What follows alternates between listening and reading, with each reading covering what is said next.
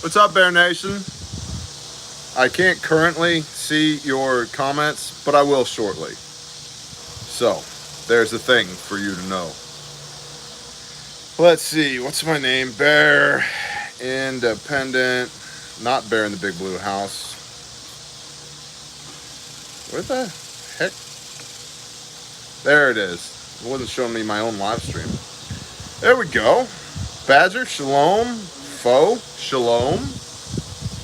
You can see me. How's the audio? Good job, Hendrickson Homestead. Joe Aquilino, what's up, brother? Bacardi Limon and Gatorade bottles full of ice. The Moan. Yup. Bacardi Limon. The good old days, question mark. Garen Clackley, what's up, bro? Raincat, shalom, sister. Marvin Fun Time, Sojourner for Christ. Everybody else in the chat, appreciate y'all. Thanks for being here. This is typically what would be Thirsty Thursday. However, today is day 31 or 32 of 75 hard. I gotta check my notes. 32, which means that no alcohol for 75 days. Which I'm totally okay with, by the way. I love it when people are like, you're a lush, you drink too much. Like, actually, I take significant breaks from that from time to time. So, since we're taking a break due to 75 hard, if you don't know what 75 hard is, Google it. You will get clued in. There's no Thirsty Thursday tonight. It's just essentially back porch shenanigans and Horse-Pucky. So, here we are. If you have a question that you would like the Bear Man, aka me, to answer, put it in all capitals in the chat. If I see it and want to answer it, I will. If I see it and don't want to answer it, I won't. If I don't see it and then I can't answer it. And if a moderator, aka somebody with a blue wrench, answers your question in the chat, it's been answered. Don't feel the need to ask it 100 more times. Okay? Okay. What's up, Not One More Inch? Best med kit for a bike club. Do you mean like you got a leather cut and a Harley? Or like you have a Shimano and a bike pump? Because those are two different things. Either way, probably an SOB kit. And a Bearfac if you have saddlebags on. And the reason for the Bearfac, I would say, is for cuts, abrasions, and scrapes, which are likely, as well as broken bones. You're going to have more capability in a Bearfac than you will in an SOB. Although an SOB, you'd be fine with that.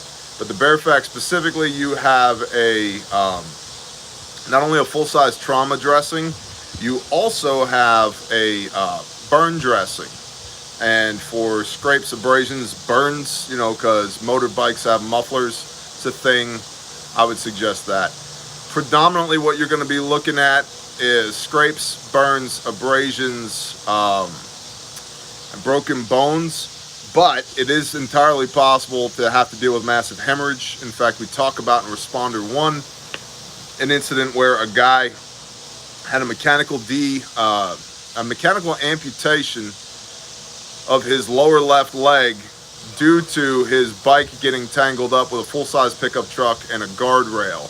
And a soft T tourniquet was used to save that guy's life. So don't discount massive bleeding. JJ Lawson, do really think it's coming? What do I really think it's coming? Garen Clackley, when are the ladies going to do another session of back porch bitching?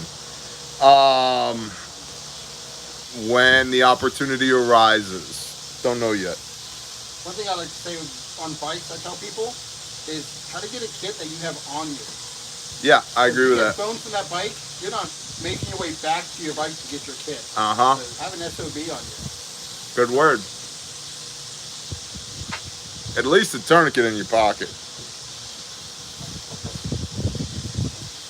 Want to add flyover homestead, want to raise more protein, already have chickens and 3.5 acres. What would you suggest to add? I love sheep, man. Not like the Taliban loves sheep, but for eating, not sodomizing. I'm a big fan of sheep. Just put a video on Patreon yesterday morning about getting started with sheep. I would highly recommend it. I also had my subject matter expert, aka my wife, there talking about how to get started with sheep. And the nice thing about sheep is they're not really noisy. They're relatively easy to keep. You can feed them grass, you can feed them hay, you can feed them grain, or all of the above. They don't use as much water as cattle. You can run them on small acreage, and they taste better than goats. They're not escape artists like goats. So I would recommend, what's up, Riddlin? I would recommend sheep. Ink Scars, what's up, homie? Shalom. Do you see a benefit to utilizing a drone? Absolutely. Absolutely. What's up, Bobo? Aloha, homie. Shaloha, broheim. Hello. What is his office? Poppin'? Is that what the kids say? Do you know about Pastor Dow? I do know about Pastor Dow. Straightway. What's up, Hans? Bear Independent, brother. What's up, Hans? I was wondering if Stalwart Peacekeeper still with Refuge in Bear Nation. Yeah, he's just been super busy on the road teaching people the fine art of how to not die. So, thoughts on the FBI symbol list? Not a fan. Not a fan at all. We know that they, the big they, systemic they, have been stacking intelligence against people. Now they've confirmed it. Not a fan. Somebody. Second Amendment is like their key stuff. They're like it's literally like Thomas Jefferson's stuff. Yeah, exactly. Yeah. Gadsden flag. Yeah. You know, Ranger tab. You see the Ranger tab is on there. Come on. Somebody asked, what cigar are we smoking? This is an Ave Maria Reconquista torpedo, and I cut the end off with a Spyderco. Right, Chiro. So, can you borrow my Spyderco? Yeah. It's a Spyderco Resilience 8CR13 MOV. AKA cigar cutter. She's sharp, so be careful with it. Copy that. Sheet. Let's see. Hey, what's up, Bob William? Western New York Finger Lakes is at the party. What's up, Upstate Prepper? I'm familiar with the Lakes region of New York. If you're not on their list, we aren't living right. Yeah, I would agree with that.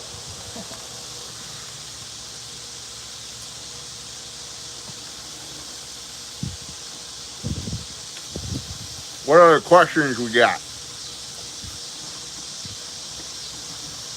Someone asked the Fairfax in the car in the heat. Oh yeah, we get that question all the time. Is the heat going to degrade it? No, you're going to be fine.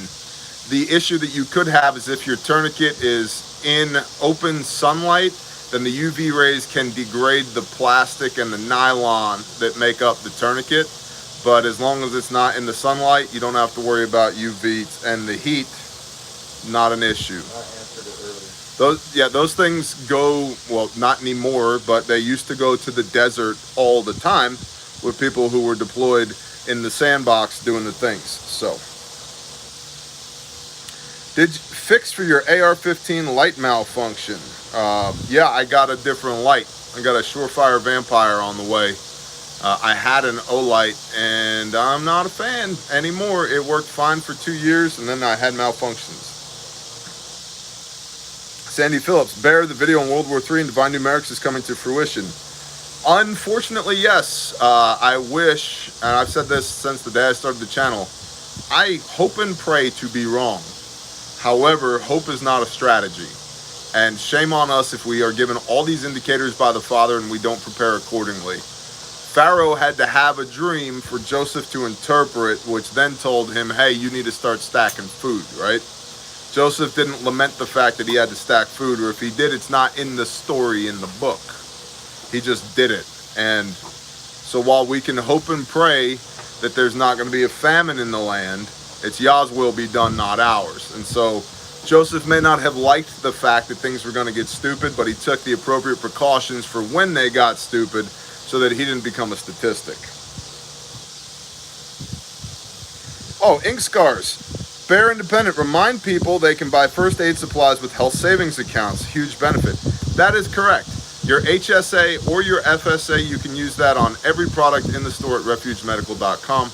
You can also use promo code BEARNATION for free shipping.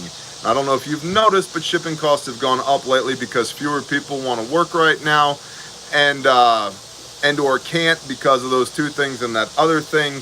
And diesel fuel has gone up significantly as well because we have a potato in the Oval Office. Question, do we make our Zeet? You can make them if you want to, or you can get them from any vendor, Etsy, Amazon, eBay, grindstoneministries.com. You can get them from wherever you want to. Saw's on there. Saw's on there. Where's my brother Saw at? Survival applications and weapon system. Hope is not a strategy. Amen. Shalom, brother Bear. Shalom, brother Saw. That right there is a badass brother. Eye-opening, the experience of training with him. And the thing is, to be frank, it wasn't anything I didn't already know, the vast majority of it. But knowing it with your brain and knowing it with your hands and heart under pressure are two completely different things. And what Saw preaches, amongst many things, is outside pressure and accountability. And when you have somebody who's providing that outside pressure and accountability, things change, dude. Because I can go back to my range, I can do cool guy stuff all day by myself or me in the iPhone. You add a steely-eyed Green Beret looking over your shoulder and you know everything is a pass-fail evolution. You know you're being judged, right? You can feel it. It's like burning two holes in your back. It's like, I better not suck. Right? And so, I mean, our first day on the range, we fired 6 rounds. And they were 6 of the most important rounds in my life I've ever fired. Oh, 100%. And it was a carbine class, right? It was way more than a carbine class. But the weapons system we were using was a carbine. And one of my biggest takeaways with that was when I left was, you know, I got a carbine 7 feet from where I'm sitting right now. But I have a pistol on my hip all the time. All the time.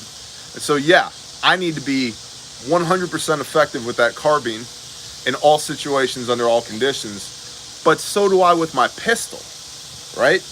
Because I always have that. And so a huge takeaway from the carbine class was you better go train with your pistol because that's the thing you always have. So yeah, Saws is awesome, man. If any of you boys and girls out there in the Bear Nation have an opportunity and there is a vetting process to go train with Saw, I highly recommend it. And you're doing yourself a disservice if you're not subscribed to his channel here on YouTube. And really, like everything, the good stuff, the real gold bars, the real gold nuggets, over there on Patreon. And I am a high-tier patron of Saw, and the juice is 100% worth the squeeze. All right, I'm going to quit loving on my brother, but just suffice it to say, he's the real deal and then some. All right? Okay, Bear, good talk, guys. All right, good talk, guys. Bear, you mentioned mindset. I think that is extremely underappreciated. Keep up the amazing work you do. Thank you, Robert Miller. A caveat and asterisk, it's the amazing work that Yah does through us. I am part of a team, and I am blessed that the Father has made clear to me what His will is, and then empowered me to go do it. But I am not an army of one, not even close. I am surrounded by excellent people that confirm the convictions I have with their own convictions and are not afraid to run towards the problem rather than away from it. And that's a huge deal. Whatever the problem might be, whether it's we need to rescue people or weed the garden, they're like, cool, when? Let's roll. So it's not, you see me, you see my face because I'm the outward facing facet of us, but the beauty is us. The beauty is the interpersonal relationships that we have amongst people that we're not blood related to, but that we would die for. That's the beautiful thing. It's not that some guy with a beard and tats gets on the camera and smokes a cigar occasionally and talks to the people. That has its own value, but it's not what makes this special. That's not what makes us special. What makes us special is that the Father has equipped and empowered us to do deep and meaningful work, and that there is an us in the first place. Shalom, Patty Sanchez. Boomer Bear says, August feels big. I have no other words to describe it other than big. I agree with that. And I'll tell you this, it's going to keep feeling big. It's going to feel bigger and bigger and bigger. And if you're not mentally, physically, emotionally, spiritually, financially, educationally prepared for that, there's a strong likelihood you're going to become overwhelmed, which will make you ineffective. The OODA loop will collapse. The ole, as Saul likes to say. Observe, learn, adjust. That'll collapse. That cycle will collapse because there's too much input, because you haven't prepared. And really, the best preparation that one can do right now is mentally, emotionally, spiritually, for what is to come. It doesn't mean at all negate the physical. We need the physical preparation of the body, the physical preparation of all the stuff. But the stuff doesn't matter if your head's not straight, if your heart's not straight. That doesn't matter at all. Like, feats of strength and acts of heroism are not because the dude had an M1 Garand or an M4. It's the guy behind the rifle, or the girl behind the rifle, or the guy in the uniform, or the girl in the uniform. It's not the uniform, it's not the stuff, it's not the cruiser or the MRAP or the A10 that's awesome. It's the person with the appropriate heart set, mindset, skill set to execute on the opportunity that's important. And we as preppers, which I think is a dirty word, we as preppers focus too much on the stuff because we try and buy our way out of problems. That won't work. Because if you surround yourself with stuff that you don't know how to use, you're screwed. You have a false sense of security. You're living in a false paradigm. Just like we talk about all the time here, having a rifle that isn't zeroed doesn't matter. Having a radio you don't know how to use doesn't matter. My own shortcomings, having IBC totes next to the house that aren't filled and hooked to a water system doesn't matter. Like, the stuff doesn't matter unless you know how to use it. So yeah, August is going to be big. So is everything else going to be big for a while. Even if we, as the empire that is the United States of America, make it through the probably minimum half decade long recession / depression we're fixing to find ourselves in, even if the phoenix does rise from the ashes, you still got to make it through that 5 to 10 years. And that's going to put a lot of strain on a lot of people. And so if your head and your heart aren't right, you're screwed, man. Doesn't matter how many calories and buckets you have, which you should have. Doesn't matter how many ARs you have, which you should have. Or what your favorite bushcraft knife is. That shit doesn't matter if you're not squared away. What kind of Bible and where to get it? You get whatever version you want to get. I talk about this in damn near every Bible video I do. This is the scriptures, isr-messianic.org, India Sierra Romeo-messianic.org. This is my EDC Bible. I have 14 translations that I cross-reference all the time, but just to give you an example, by EDC, what I mean is I'm one of those people that writes in their Bibles and underlines stuff and takes notes, and that's this Bible for me. Okay, I'm constantly scribbling in this thing. I've turned it into my own concordance, if you will. And one day when I'm dead, my kids will get this, namely my son. And if he's reading John chapter 3 and he's like, oh, that's interesting, I never saw that tie-in before, because there's a note in the margin, he can go look up my cross-references and understand that this portion in the New Testament, the Brit Hadashah, is actually tied into the Vayera Torah portion back over here on page 156, and that ties into the Haftorah portion in Yehezkel or Ezekiel, which actually ties in beyond there to this Psalm. and jump into all the rabbit holes that his father jumped into to come to a deeper understanding with his relationship with the Creator. That's me. This is America. You do you. But this is the one I like, and I have an entire video as to why I like it. You can look up, I believe the video is called Bear's Bible for Torah Study, and there's an explanation as to the details as to why I use this. Any requirements for refuge training on age? Any requirements for refuge training on age? Minimum age, we've taught people as young as 10 years old, but they have to be mature. We've had some very mature young people in the class. Ideally, we're talking teenage. But for Responder 1, we've had as young as 10, and we're actually in the process. There's a video called the Refuge Medical Micro Responder. You can look that up. It's here on YouTube. And I believe I posted it on Patreon as well, where we were dealing with kids, like little kids, 6 to 8 years old, and they did a phenomenal job. As far as cap on age, there's no age cap. You can be old as dirt. You just have to be able to make it through the class. And Responder 1, there are reps and sets. There is some physicality to it, but it's nowhere near Responder 3. Responder 3, we tailor the experience to your own personal level of physicality. But if you're a PT stud, expect a day-long Spartan race with tactical medicine thrown in and force on force. It's a good time. The reason for that is we need to get you into condition black to determine how you're going to respond when your OODA loop is all jacked up and you shut down, to make sure that you have developed the automaticity to do these things under stress. And then having an outside perspective of instructors who do this for a living telling you how you react when you get overwhelmed, when you're in condition black. What does that look like for you? You find your own personal baseline, and then you can now adapt. You develop a mastery of the skills because of that.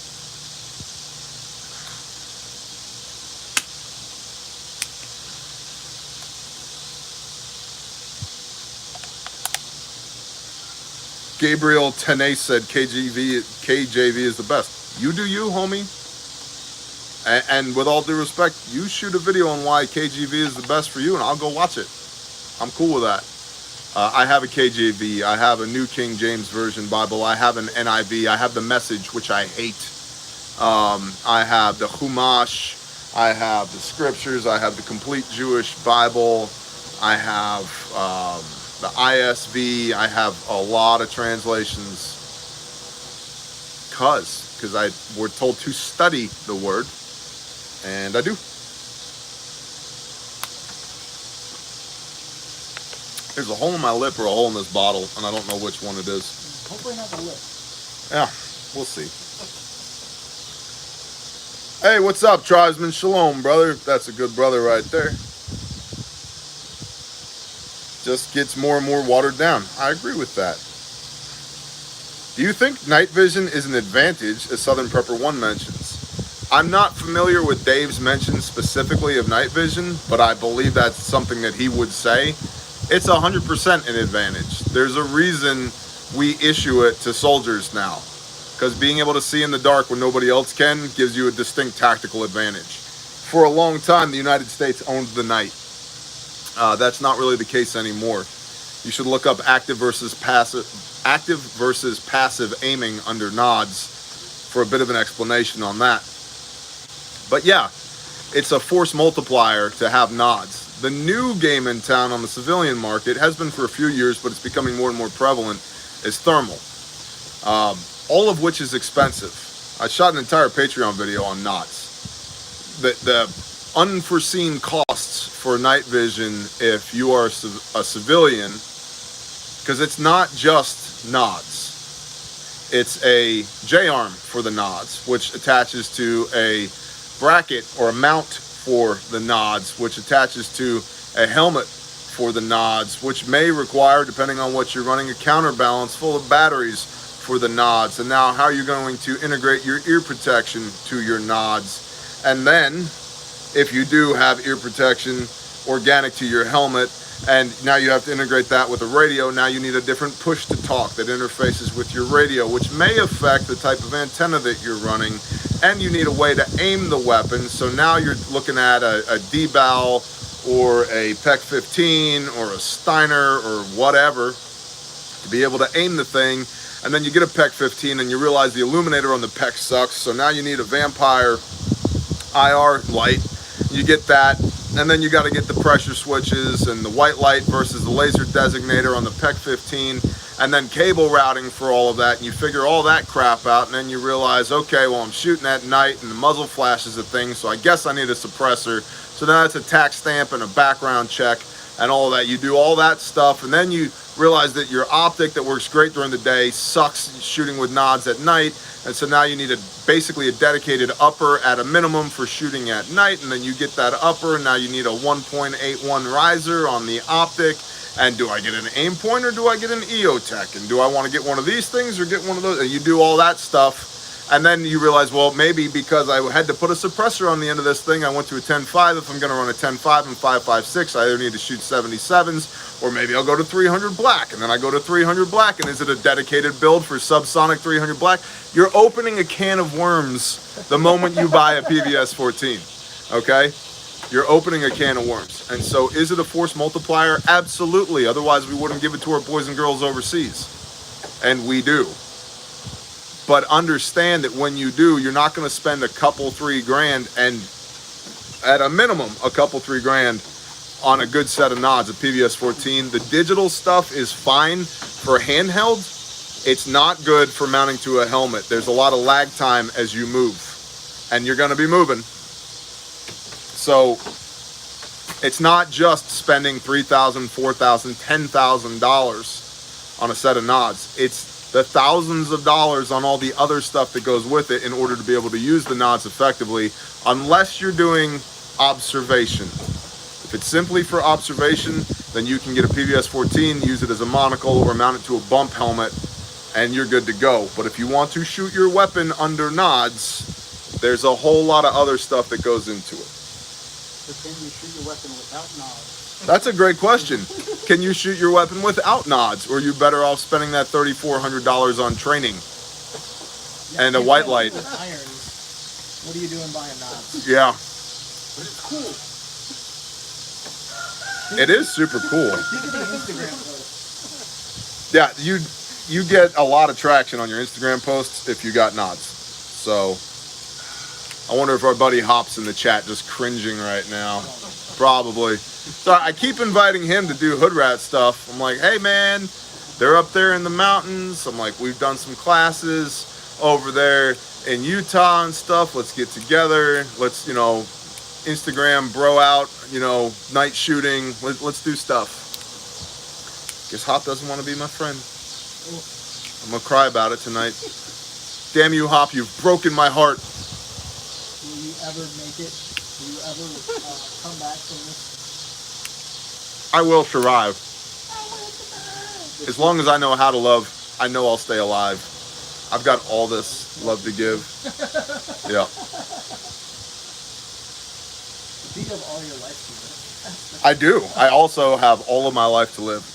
Now, when that is over, okay, but until then, I'm going to live all of my life.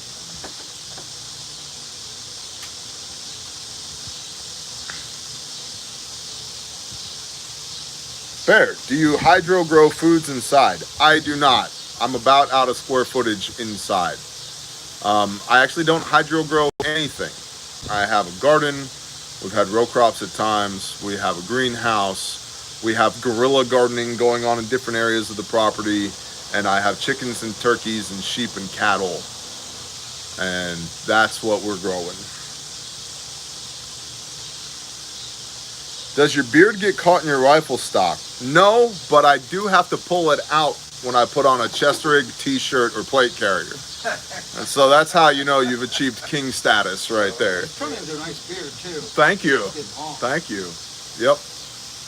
I'm like, I kind of don't know how to feel about it. It just is. It just is. Right, exactly. It's like, and what I keep coming back to is like, nobody asks a lion why it has a mane. It just has one, It's It's like, it just is. Why are you gay? Why are you gay? Who says No, you are gay. you are gay. You haven't watched that video? You should just Google "Why are you gay?" and you're welcome. Irrigation recommendations using tanks, drip tape, or hose, or PVC. Oh gosh, depends. Like, super depends. I don't know. I'd have to see your property and look at it. And then even then, I'm not the expert on that stuff. Dripline works. We have Dripline. If you're using a tank, that's essentially a battery of water. And when it runs out, you don't have any more water for your drip line. And also, drip line can be dependent upon pressure. So you might have enough hydraulic pressure in the tank to push water through the drip line, but at some point as the water level drops, you're going to have to add more water, not only to use the drip line, but to have enough hydraulic pressure to make the drip line work. Or you got to put a pump in place, and then blah, blah, blah. It gets a little tricksy. What brand of plates and plate carrier? Man, you're going to hate the video I have coming out next Tuesday. Really. It doesn't matter. How's that for an answer? It doesn't matter what brand of plates and plate carrier. I have a Condor plate carrier I've been running for more than half a decade, and it still looks like it's about a month old. And I have shot stop level 4 plates in it currently. That being said, you being able to do PT in your plate carrier is way more important than having the coolest plate carrier. 100%. Can you run in it? Yep. Can you ruck in it? Can you climb in it? Do Yep. a couple burpees and see how those extra mag pouches are. Let's also do this. shoot it. Put your plate carrier on, and you set your standard for what acceptable hits are, right? The appropriate size target at the appropriate range. And then with your plates on, shoot from the standing, the kneeling, the sitting, and the prone, and be able to shoot 100% in that plate carrier. All hits. And then maybe determine, do I want to run this thing or not? Also, there's a little thing called IMT, Individual Movement Technique, which I've done before, done it several times. It's a young man's game, and wearing a plate carrier, crawling through the mud sucks shit. So, things to think about, especially with the cool placard systems that everybody has now, which are basically a shovel that you've mounted to the front of your plate carrier.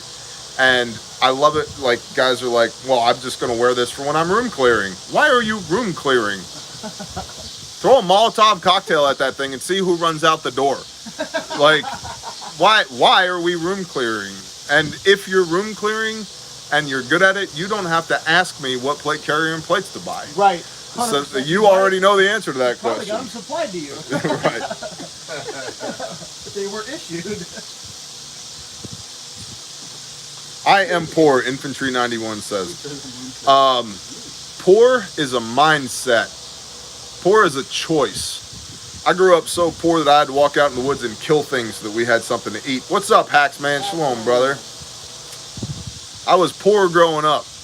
I started being not poor at age 15 when I started working full-time and going to school. And I started my first business when I was 17 years old, supporting a household full of people that was my mom and sisters, because my dad was out of the picture. Poor is a mindset. I took a $500 pickup truck and a $200 chainsaw and turned it into a valuation of $1.4 million, 14 trucks and 38 employees in 5 years. With $700 in assets, no debt, blood, sweat, and tears, and a lot of school hard knocks lessons. Poor is a mindset. People choose to be poor. So I got a question. I saw a video about extracting lidocaine from anal lubricant. Nope, haven't tried that. I'm also happy to tell you I don't have any anal lubricant lying around. So back to the sheep comment earlier. You are gay. Bro, why?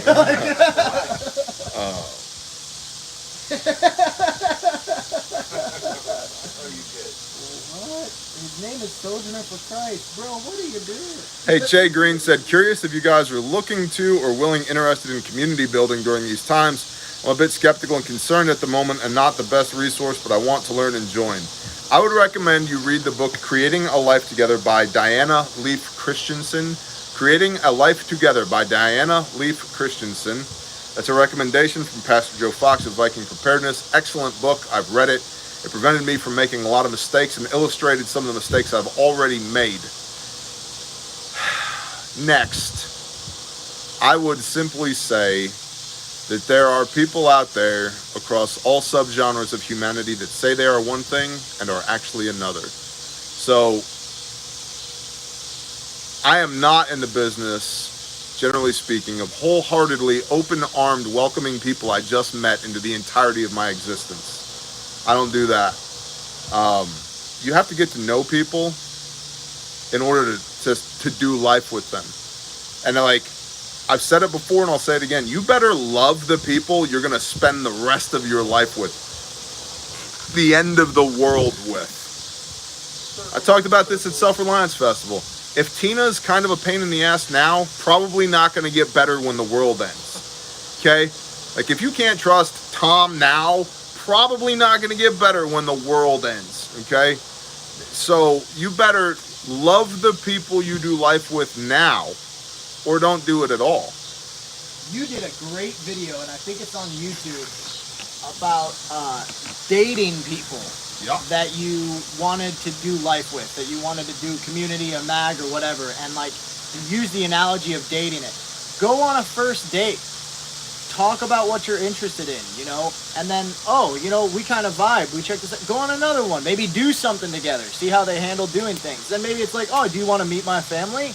Okay, cool. Like, introduce them then to your family and meet their family. And then, like, it's a process where it's not like, oh, I need people, and then, like, you just find Joe over there, but Joe is a convicted arsonist, and you make diesel fuel for a living, and it's not a great mix. Not, you know? Yeah, not a great mix. So, I mean, like, truly, that's a great analogy, because you don't want to rush into something. And the same exact thing with dating, and this is coming from somebody who, you know, I was married in under 6, maybe 7 months, realistically. And so, you know, when you know, right? Yep. But at the same time, you should do that front end work and date that person. No homo. No homo. Why are you gay? Why are you gay? There's going to be a lot of people that this is the first Thirsty Thursday they've ever watched. They're like, this is a whole new side of those guys that... There's no intel here. Whatever, yeah. Talk about the world ending. I need to get my in for today. You want me to move on any spot? Let's see. So what was the question? Top 3 books to read. Hey, what's up, Road Preparedness? That's another great channel. Especially if, and there are a lot of people who are new to preparedness. They're like, I know I need to put shit in buckets and on the shelves, but I don't know which shit to put in buckets and on shelves. Go check out Rogue. And like, I don't give a lot of recommendations out, and the ones that I do, I don't give out lightly. They're doing it. She and her husband and her kids are doing it. And I trust people that are doing it, not talking about it, and they're doing it. So check out Rogue Preparedness. They have a great channel. I miss We All Gonna Die Wednesday. Flustercluck Farms. Yeah, I mean, here's the thing. We used to do the threat matrix, right, on Wednesday. The board's full. The board is full. Just check every box. Like, that's the thing. Like, the threat matrix will take 30 seconds, and it's just going to be me standing in front of the whiteboard, putting a check in every box in every column. The board is full. Shalom, Bama. What's up? Have a good night, Robert Knight. Let's see. Board is full and the marker's dried up. That's right, Gray Mouse. Queens, New York. Oh, flee to the wilderness.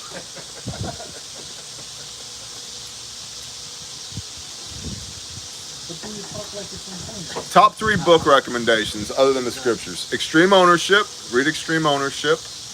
The 48 Laws of Power by Robert Greene. Understand. Extreme Ownership is by Jocko Willink and Leith Babin. It is also a condition of employment at Refuge Medical that you must have read and understood that book. So Extreme Ownership by Jocko Willink and Leif Babin. The 48 Laws of Power by Robert Greene. Understand that the reason you read the 48 Laws of Power is not to do them all, because if you do them all, you're a scumbag. It's so that you know which ones you should do, and you can identify the ones that are being done against you. Aren't those ones that were made up in prison? What's that? They're read in prisons. Isn't the 48 Laws of Power the big... I've never been to prison. I don't know. No, it's like a big deal that they use all those laws in prison. It makes sense. It's an excellent book, The 48 Laws of Power. And he specifically asked about men. Books to read for men. Gosh, there's a lot of them. I'm a big fan of The 4-Hour Workweek by Timothy Ferriss. Predominantly what it would teach you is don't be afraid of shit. And fear setting, dreamlining, very important. How to have a vision. And then time management, super important. The Art of War. The Art of War, it's a good one. I've also, I'm looking at the stack of books I have over here. People miss this about me. I read a lot of books. So here's Extreme Ownership right here. This is not staged, not made up. Here's the scriptures. Here is the Ranger Handbook. Oh, by the way, MVE right here. Put me on the list, feds. So you're done. You're Forget done. About it. You're done for it. You're going away, Bear Man. Arrests all their tier 2 operators. Yeah, how's JSOC gonna feel about that? Right? Rangers are tier 3, but Well, yeah, my bad. it's okay. I just read this book, pretty dang good book, The Power of One More by Ed Milet. Would recommend it. I'm actually in the Arate Syndicate with Ed Milet and Andy Frizella. 75 Hard. Should read that book. Men, develop discipline. Basically, if you can't keep promises to yourself, how the hell are you going to keep a promise to anybody else? And then, just because I've been talking about it over and over again, Resistance Operating Concept by Otto C. Fiala. Another book recommendation from Pastor Joe. Phenomenal book. Never Split the Difference. Never Split the Difference. That's a really good one. I never heard of that one. But these are the books that I have that are literally within arm's reach. So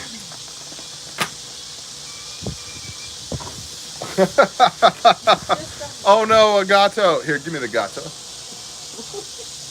For those who have wanted an update on the status of felines on the homestead, this is Smokey, and we haven't seen Potato in months.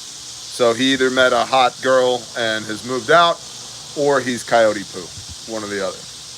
Probably the latter. But we have a new one. But we have a new one. Wild at Heart. Wild at Heart by John Eldridge is a good book. It gets a little evangelical for me in a few places. A little soft-handed for me in a few places. But I'm me. But it is a good book. And it does explain a lot about men and why men act the way they do. We did that as a women's Bible study. Did you really? That's cool. Good. That's cool. Hey, Sam. They have a women's version too called Captivated. Yes, they do. I didn't set it up for monthly, but I will. Thank you. You're welcome. Ray McDaniel is donating to Grindstone. Oh, bless you, Ray McDaniel. Thank you. Actual books instead of the internet is going to be a real thing real soon. You know, I believe that. I have a lot of books. You have a lot of books. I'm a librarian. You are a librarian. Bless you, Ridgeback. Thank you. That's awesome. Bless you. Thank you very much. I just got How to Suture Like a Serpent. Thoughts on the Eucharist from the Catholic Church? Oh man, that's a deep question. Transubstantiation. Listen, do this in remembrance of me. I'd like to point out that dinner was, depending on who you talk to, either the day of Passover or the night before Passover. I think it was the day of Passover because they were up all night in the Garden of Gethsemane, the night of watches, yada, yada, yada. That's my personal opinion. But if you look at the context with which Yeshua says, do this in remembrance of me, It's not just the bread and the wine. It's the whole thing. Passover. Yeah, it's Passover. Tiger 454. Bless you. Thank you. I have over 1,000 books just in case Google goes away the way of the dodo bird. I feel that.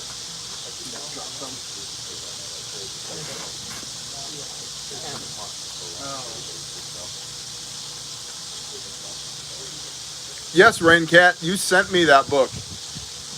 How to Lose Friends and Alienate People. Thanks, Daniel. Appreciate you. I haven't read it yet, sister, but I will. So, as far as the Eucharist, you go where the Spirit leads. Yeshua himself instituted the rite of the bread and the wine. Just make sure that you're not falling into the rabbit hole of doctrines and dogmas. Do it in remembrance of him. You know, you think about a Rev Shabbat Friday night as the sun's going down. That's a great time to usher in the Shabbat, the bread and the wine, talk to Yah, to fellowship, to worship, teach your kids. Like, it's a beautiful time. And there's like this peace, this shalom that just settles over you, right? It's like, thank Yah that this week is over. I can't wait to let the week fall off of me and just be at peace, right? Halfway through day of prep, I'm getting pumped. Amen. I know it's coming.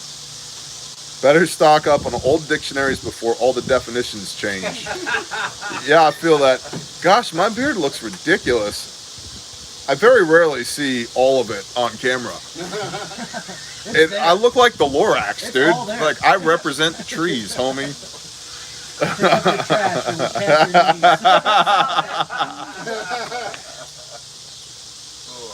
Oh, man. Go to your local library and buy books cheap from their clearance shelf. That's a good idea. Yep. What does Yeshua mean by sell your cloak and buy a sword? Exactly that. It's more important that you have a sword than your outer garment. We have swords. We also have metaphorical swords in all various types and flavors. You know, we love this, or Christendom loves this concept of the hippy-dippy, fun-loving Jesus. If you just read the Word, are there elements of that? Yes. But there's also absolutely elements of the stern rabbi leading and teaching his people. There's huge elements of compassion with the feeding of the 4,000, the feeding of the 5,000, the resurrection of Lazarus, which is a whole thing. We're talking about this on Shabbat recently. Lazarus, his name in Hebrew is Eleazar. Eleazar was the grandson of Aaron, the Aaronic priesthood, right? The Levitical priesthood. Lazarus was dead for 4 days, and Yeshua, he knew he was dead after 2 days. He waited 4 days to fulfill all righteousness, right? And Eleazar, Lazarus, was raised from the dead. He represents the priesthood, Levitical priesthood raised from the dead. Hold on, guys. Please don't let me lose my train of thought on this. So, Yeshua raised him after 4 days. Well, a day is like 1,000 years unto the Lord, right? 4,000 years without the Levitical priesthood. It's symbolic of the resurrection of the Levitical priesthood in the last days. And for people who say that's not biblical, Colossians 2:14, it was nailed to the cross, I would challenge you to go read Revelation. Go read Revelation and look at all the temple imagery that's there. Look at Revelation 7, where the sealing of the 144,000 takes place, and 12,000 of them are Levites. What are the Levites for? Keepers of the Torah, teachers of the Torah, in service to the temple, and they are the MPs. They police Israel. Why are they there? Why is there an altar there? Why is there a slaughter place there? Why is there a temple there in the last book of the New Testament if all that stuff was done away with? What's up, Iridium Group? Shalom, brother. Heck yes, no bird. That's right. And so, you know, we also look at, like, in the Gospel of John, Gospel of Luke, we have the story of Yeshua being consumed with the ardor for his house and braiding a whip of cords and driving people out of the temple who were buying and selling on the Sabbath. Like, that's good to go. our brother Rex pointed out, he tells the Pharisees that their works are used menstrual rags. Earmuffs, kids, in today's nomenclature, that's calling somebody a douchebag. And he did. He called them filthy swine. Think about that. He called them filthy swine. What does that make you think he thinks about swine? Probably Leviticus 11, an abomination. And we know from the Psalms that an abomination provokes the Father against us. Probably not a good situation to be in. We also know from the Proverbs and from the New Testament that the Father does not hear the prayers of sinners. Now, what does that mean? Because all have sinned and fallen short of the glory of Yah, right? Yeah, but if you're knowingly engaging in sin, Isaiah tells us that sin has created a separation between us and the Father. If you're knowingly pissing him off, why is he going to hang out with you? Yeshua talks about, don't come to the temple to make your offering without first fixing your relationship with your brother if something's out of whack. How much more important the relationship with your Father if something's out of whack? Now, you can only be held to the level of accountability that you have based upon your understanding. It's one of the dangerous things about this channel is that I'm going to shift your understanding if you stick around here long enough. Not because of my own ego and hubris, not because I want to feel good about myself. To be honest with you, it takes something out of me to discuss these things, but the Father didn't put me in this position to not discuss them. So here we are. And there's 1,000 people on here listening, praise Yah. Right? And so once you know that's the level of accountability, that's the standard you're held to. And you're going to know you hang around here long enough. Any Zeets coming back to the store? Noob Adventures wants to know. They're in the store. They're in the grindstones. They're in the grindstone store. There was a chorus. There was. Can I get an amen? We forget that we're like, wait, there are 3 stores. Thank you.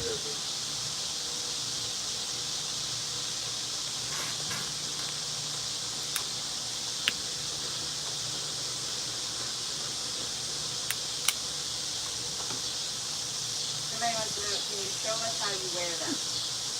On my belt. Now, I'm not doing a fashion show.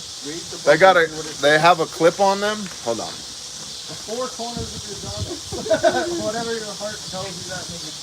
Yeah, not in your pocket. Step 1, buy a tarp. Step 2, cut a hole in the middle of the tarp. Step 3, put the tarp on over your head. Stick your head through the hole. Step 4, take a rope and tie it around your waist like a belt. Step 5, tie your zeet on the corners of the tarp. Or they have a clip on them. I clip 2 on the front belt loops of my jeans and 2 on the back belt loops of my jeans because we don't wear squares of cloth anymore in our society. And you're commanded, Numbers 15 verse 37, to wear them on the corners of your garments as a remembrance, to remember and do all the commands of Yahweh your Elohim, the Lord your God. And in the New Testament, the Gospel of Matthew, when Yeshua is in the crowded he's in a bazaar, right? He's in a crowded place, and all these people are glomming onto him, trying to touch him. The woman with the blood issue reaches out. And in the King James translation, the English translation, it says she touched the hem of his garment. But what it says in the Aramaic is zit. She touched his zit, his tassels, to remember and do all the commands of Yah. Which means, ergo, what would Jesus do? He would wear zit. 1 Peter 2:21. For this you were called, that Messiah, having suffered for your sins, 1 John 3 verse 4, sin is lawlessness, that you might walk in his steps, do what he did, that in him there is no sin, there is no lawlessness, and no deceit was found in his mouth. He did not at any point countermand the Old Testament with his teachings. Who being reviled, being hated, did not revile in return, but committed himself to him who judges righteously. That's the Lord our God, Yahweh our Elohim, and righteousness is defined in Luke 1 verse 6, blamelessly walking in the commands of Yah. Who suffered for your sins, your lawlessness, 1 John 3 verse 4, upon the timber, upon the stake, for you were dead in your sins, but have now returned to the shepherd and overseer of your souls. New Testament, 1 Peter 2 verse 21. You are supposed to walk as Messiah walked. Walk is a verb. You must do. That's a works-based theology, Bear. Everybody flip to the back of your Bible in Revelation chapter 22, verse 14. Behold, I come swiftly, says Messiah, to reward each man according to his works. Jacob, James, his brother in the New Testament, Book of James, super practical, tactical teaching on how to follow Messiah. You say you have works, I will show you. You say you have faith, I will show you my faith by my works. Do stuff. Yeshua himself says, you will know them by their fruits. Fruits is not your mouth. It's not your words. It's not your thoughts. It's your deeds. It's what do you do. And the tassels, the zitziot, Numbers 15, verse 37, are a reminder to remember and do all the commands of Yah, and Yeshua wore them. How do we know that? Again, we have the translations. We also know that he was a Jewish man who went to the temple on the high holy days. He was an observant Jewish man. If he wasn't, he couldn't have been the biblically prophesied Messiah. That's the first chapter of Matthew, chapter 1. This is the genealogy of Yeshua Messiah. Through Joseph links directly back to David. Through Mary links circumnavigably back to David. Mashiach ben David, the prophesied Messiah, which, by the way, in Jewish understanding, there were two Messiahs, which is one of the reasons Jews get Jesus the Christ or Yeshua HaMashiach wrong. The first was prophesied in Genesis chapter 48. Mashiach ben Joseph, the suffering servant who will suffer and die for his people. Yeshua did that. The second Mashiach is Mashiach ben David, King David. The root of Jesse, Yishai, who is David's daddy, who will be a righteous king who will restore the father's people, Yisrael, Israel, which Romans 11:16 is what you're grafted into, the tree of life, when you become a believer, will restore Israel to the father's people, or to the father's people to the father, by, drum roll please, restoring the law. 1 Peter 2:21, and there was no deceit in his mouth. And if you think about Jesus and his ministry, what did he do? He atoned for sin. He atoned for your sin. And he removed sin from the world. Wouldn't it be important to know what sin is? Not what your pastor, your priest, your rabbi, your bishop, your best friend, your guys from men's groups say it is. What does the Bible say it is? 1 John 3 verse 4. Sin is lawlessness, and all who do sin do lawlessness. There it is in black and white, and I would encourage you to go open your Bible and read it for yourself, see it with your own eyes, and pray over it. That's the story of the tzitzit. We wear them on our belt loops, on our jeans, because we don't wear squares of cloth anymore. The way supply chains are going, we might. Right. But it's gonna, yeah, it's gonna be a year or two. I'm gonna be wearing my wife's old curtains around here with paracord around. Cody's got tons of fabric. We need those for Fairfax. That's true. We're walking around in sackcloth, still making bear packs. Saved 1,000 deniers. My only thing is there's enough people who are not prepared, who will not make it. There'll be a lot of closets to raid. That's true. It's not going to be a problem. PJ was just talking about that in one of his upper tier videos recently about like stocking clothes by size, like getting a tote and being like, everything that's in this tote is size XL. I love that idea. We have like so many spare clothes. The challenge is a repository for it, because you're talking about a library of clothes at that point, right? I think the repository is other people's. Yeah. I mean, I get a little prepper novelty there, but. Lori Asmus, bless you, sister. Shalom, lovely Dudley. Wife's robe and a tactical belt. So, right? Exactly. My wife's house coat and like a war belt over the top of it. Good to go. Good to go. Just make sure you wear the same size as your wife. Yeah, I couldn't fit in my wife's house coat if I wanted to. I just think I'm not prophesying here. I'm saying that I think that there's going to be a resurgence of nudist colonies the farther we go into this Great Depression that we're in. Hey, that is how God intended us. That's true. Fig leaves for everybody, right? He did make them naked. Whole nother story.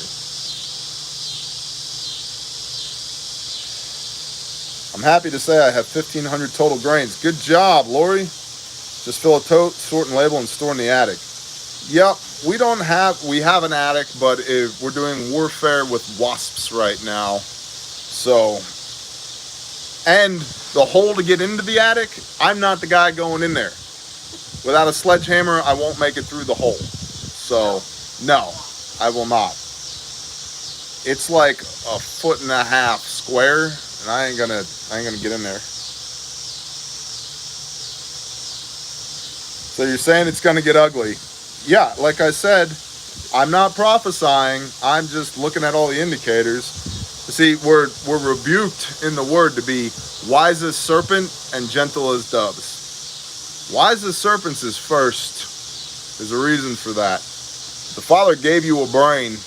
It works. Look around. Be observant. Wise as a serpent.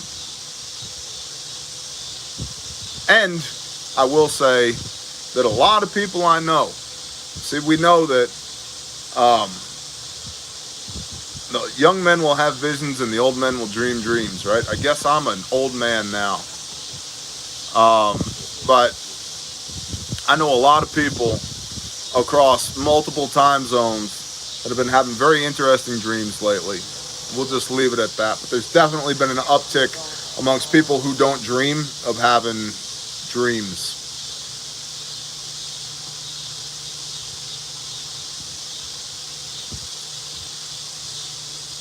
Does Nana need to be worried about having dog tags from AmCon? I don't think so.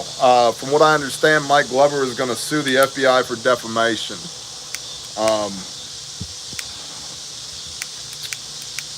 On the one hand, I think it's prudent to say, man, you really shouldn't be on any lists that are out there. On the other hand, we're all on lists anyway.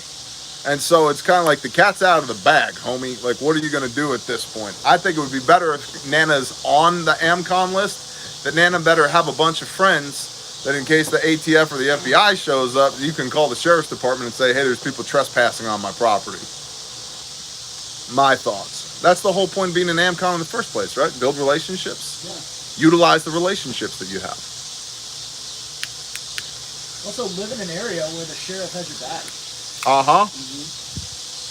That's a good word. He knows who you are for all the right reasons. Yeah. Or if you have the sheriff's back. Yeah. Also, right. Dudley's the Oprah of lists. You get a list. You get a list. You get a list. Are you really even American if you're not on a list by now? Yeah, when states are coming out as sanctuary states Yep. for constitutional rights, huge indicator. The balkanization is happening. Don't you have a number that puts on the list already? Ink Scars. What's your honest views and opinions on the Pope and how they operate? It is heresy to call anybody but Yahweh or Elohim, the creator of the universe, Holy Father. Yeshua himself said, why do you call me good? No one is good except Yah in heaven. So we'll just start with that. That should inform your understanding of my opinions on everything downstream from there. The dude wears a penis on his hat. Okay? Like, that is a phallic symbol. It comes back to Asherah, pagan fertility worship. Like, we're commanded to smash those things in Deuteronomy, you know? Like, somebody should smash that hat. Like, he's got a giant penis on his head. And it's befitting, in my understanding of his role here on Earth. Giant dildo. yeah, exactly. I mean, you want to talk sex trafficking? He has a magic wand. Yeah. What cigars are you smoking? Ave Maria Reconquista. What do you got? This is a diesel. A diesel. Box stick. I don't know which one it is. Did it have a big black wrapper on the end of it? No, it had one on the tip here. White? Yeah. Diesel Rage. Yeah, Those are good. Yeah. What do you got? Acid 20. Acid 20. Good. Marlboro. I like those Marlboro cigars. They're small, but you know, just right. Go too quick for me. Well, they come in a 20-pack. Yeah. Did you start with hair sheep or make a switch? We started with hair sheep. Again, we just yesterday a video posted on Patreon. Basically, everything you need to know about getting started with sheep is on Patreon, posted yesterday, I believe. And it's about a 25-minute video of me and my wife. And my wife is the subject matter expert on sheep around here, talking about why we have the breed that we have, how we keep them, what you need, blah, blah, blah.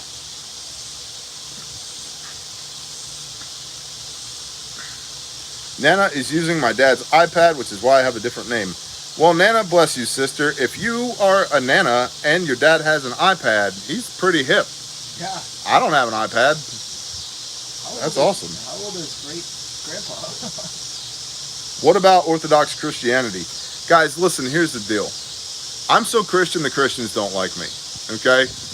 If it's a denomination, and let's be honest, you're also getting my own scars from life when you get my opinion on these things. I try to filter those things out as much as I can, but it's a fact. Like, everybody has a bias, right?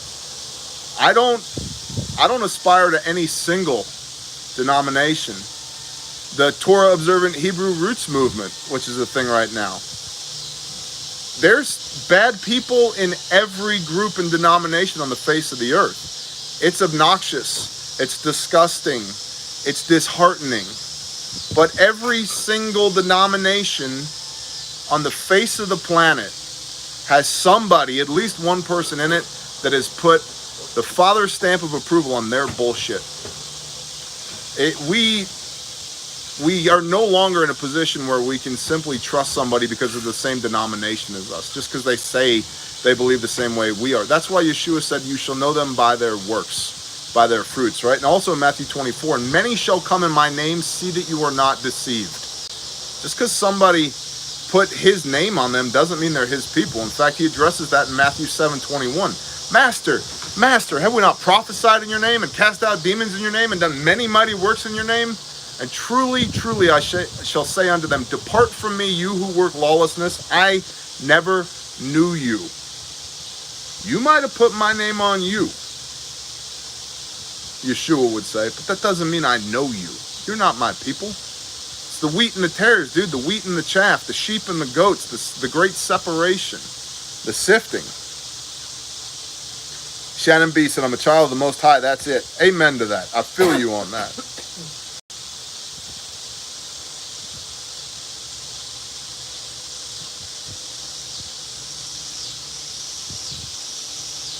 Astrid Morgan said, he wants a relationship, not religion.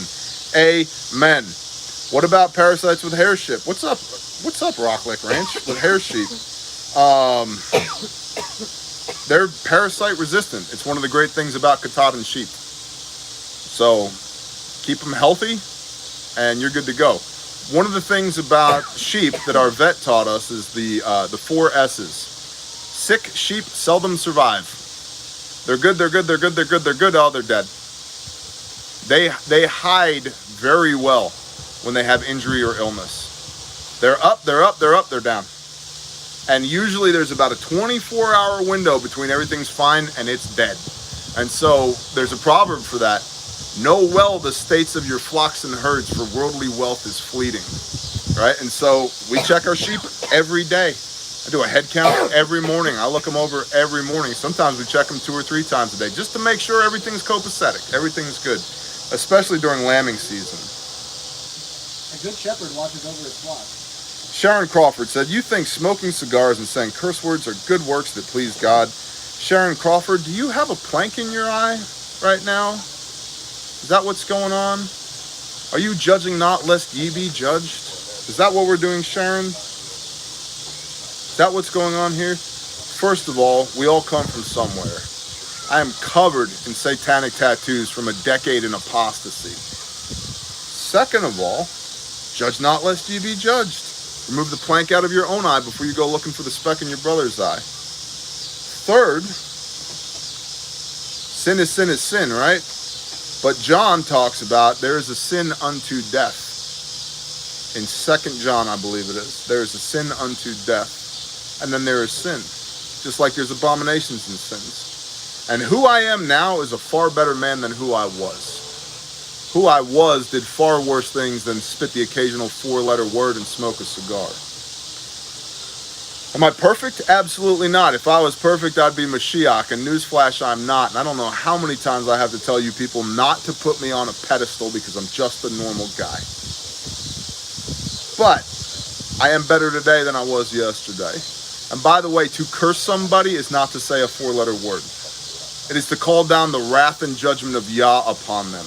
That's to curse somebody. Just because you don't like a sound that comes out of somebody's mouth because you've been conditioned by the world and your myopic paradigms to believe that a sound is bad, that's tough shit, sister. And then lastly, you know what I don't do? I rescue children, not rape them. You know what I don't do? I don't spin the word. I speak what it says exactly from the Bible. And what I don't do is come to your house and talk shit. So consider yourself adequately rebuked. If you want more, I'm happy to give it to you.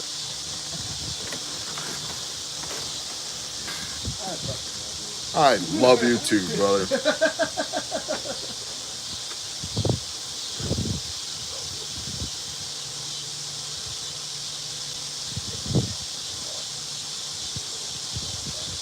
Are you hiring PP Schwackers yet? Surrounded by them, Mr. America. Surrounded by them.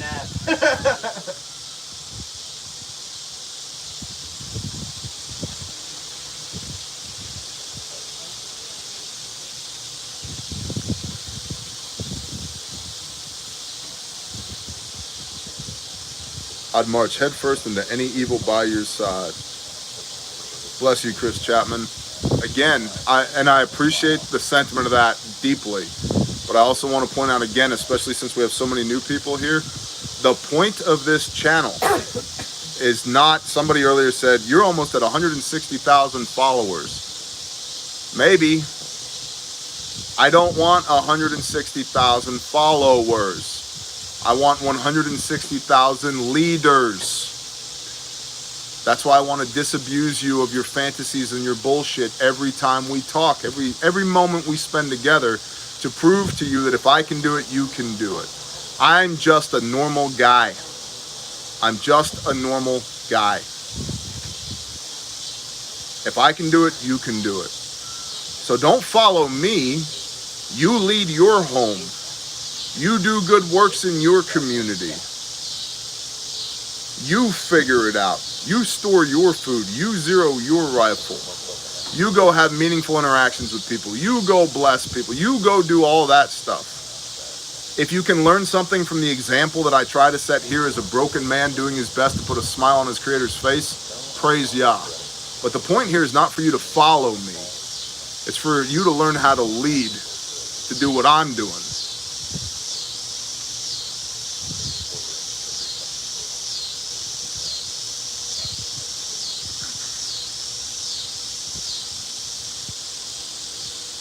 Praise Yah, Andrew Mullen.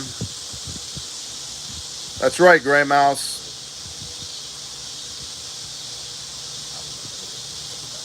They unleashed the Kraken. Boris Karkarov, praise Yah. Keep walking, homie. Struggling with addiction, I get it. One day at a time. Today is the day you're worried about. Not tomorrow, not next week, not next year. Today. One day at a time. You just got to make it one day at a time. And before you know it, and it's this way with anything in life, before you know it, all of a sudden your victories start stacking up. You have momentum. Momentum is huge, and people miss it all the time. Momentum, build momentum. It's why, like, when you see somebody that's in the middle of doing a piece of work, don't interrupt them. Let them do it. You're going to break their momentum, right? Like, or they're on a roll. They're speaking. Don't interrupt them. They have momentum. They're building a business. They're studying their word. They're raising their kids, whatever it is. Like, don't hit the off ramps. Don't take the detours. Don't start, stop. Build momentum. Momentum is huge. Now, it doesn't mean that you don't have to pivot from time to time, but it's much easier to pivot, to change course when you have momentum than it is to stop, reorient. Okay, I guess we're going this way, and then start walking again, or driving or running. Momentum, it's huge. And you build momentum through the discipline of executing day upon day upon day upon day upon day. That gives you momentum, and it's priceless. Most people miss it. Thank you, Emperor Doomsday.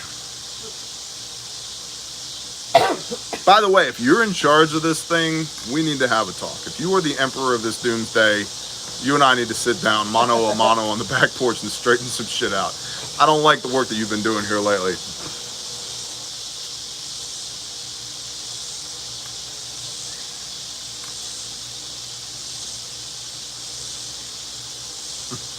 Give it to her, Bear. I'm not, I'm also want to be clear, I'm not here to make anybody feel like a piece of shit. But everybody observe the prime directive, man. There's 2 prime directives. The first is, Rabbi, what is the greatest command in all the Torah? The first is, this is in Matthew 22, you shall love the Lord your God, Yahweh your Elohim, with all your heart, with all your soul, with all your mind, with all your strength, with everything you've got. Deuteronomy 6. And, not either or maybe, and you shall love your neighbor as yourself. Leviticus 19 verse 18. On this hangs all the Torah and the prophets. All of the commands, the 613 commands, come down to 2 prime directives. There's 2 categories that they're in. How you love Yah with everything you have, and how you love your neighbor as yourself. That's why on those 2 principles hangs all the Torah and the prophets. All of it. The entire book is a commentary with real people and a relationship between them and Yah on how well they observed or didn't observe those 2 prime directives. And so, respectfully, don't show up on my back porch and talk shit because you're disabusing one of the 2 prime directives. Maybe both.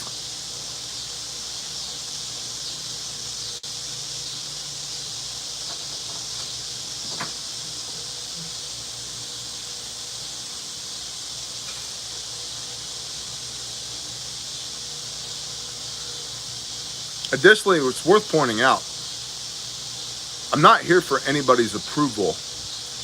I don't want you to love me or even like me. I'm gonna sleep great tonight, regardless of if you do or not. Fact, sweetheart? What? How good am I gonna sleep tonight? Good. Like a log. We got a new mattress. I'm gonna sleep like a log.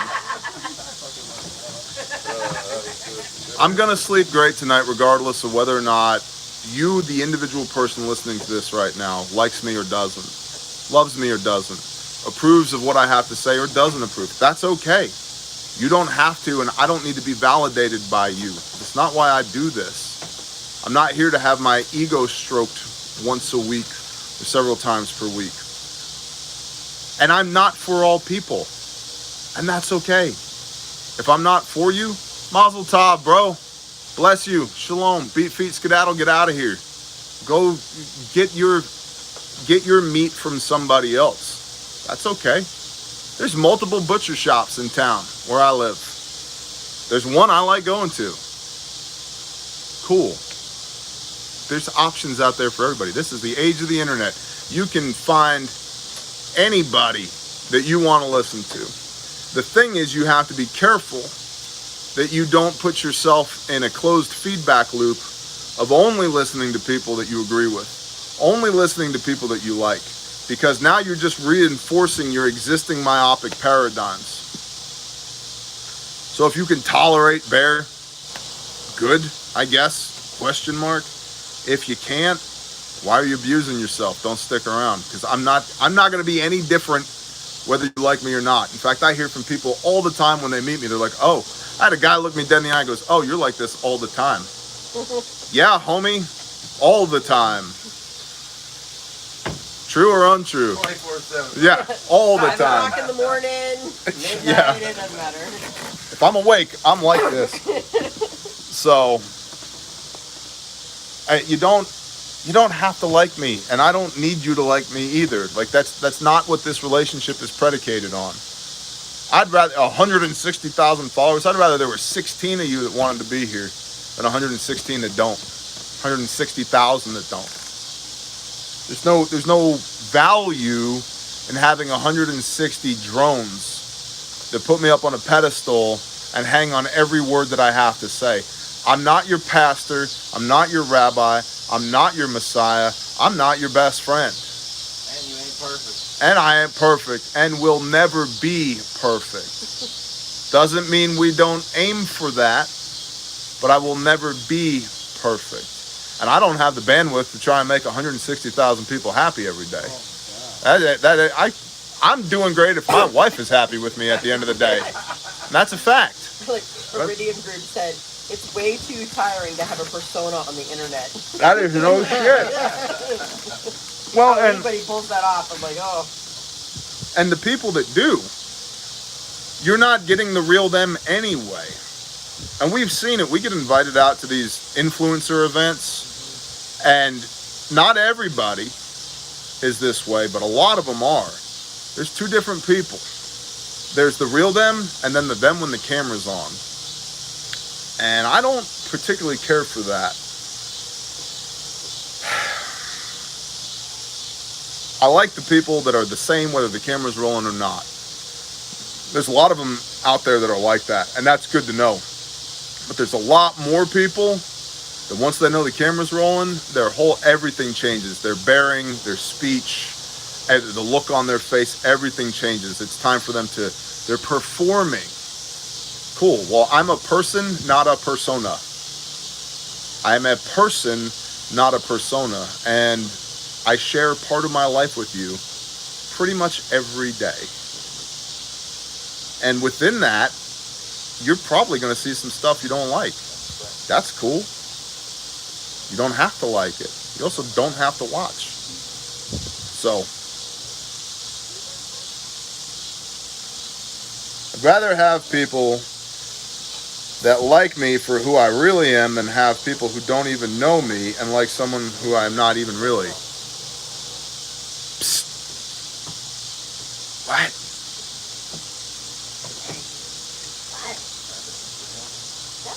Yeah, ginger ale. You have to drink it like this, though. Ginger ale is up. Pinky up, bro. Pinky up, bro. Pinky up.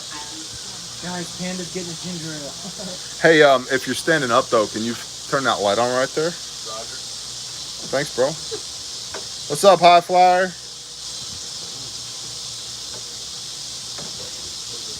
Well, RL, you point out Joe Aquilino. I love that, brother. You're the most unique, normal guy I ever met.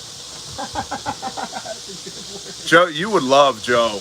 Yeah? You would. What did you say? Me and Joe go way back. Really? Way back. Yeah, that story I told you on my 21st birthday. Yep. Yeah, that was his house that I was running to. Yeah. We go way back, dude. Way back. Yep. Oh, yeah. You guys have similar backstories as well. Really? Oh, yeah. Cool. Cool. Someday, Joe. Maybe. And, gosh dang, one of the best musicians ever. Really? I was blessed early on in my life to be around a bunch of super talented people. Cream of the crop, man. Really? Cream of the crop, dude. Just incredible musician.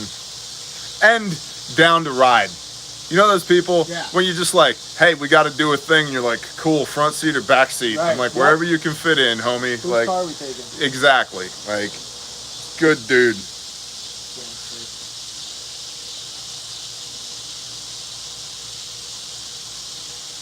Let's see. I will see you in Waco in December. Prove it. Awesome, Jay Boone. Thanks, Ray McDaniel. I like what you do back. What's up, DL Hemingway? Me and Tim Pool should have a talk on Timcast. I would be down to do that. I don't even imagine that I'm on Tim's radar. He is so big at this point. Like, he's enjoyed a lot of success, and deservedly so. He's put the reps in, right? But I can't even imagine He how. wouldn't love you. He just haven't had the chance. I can't even imagine a scenario where I'm on Tim Pool's radar.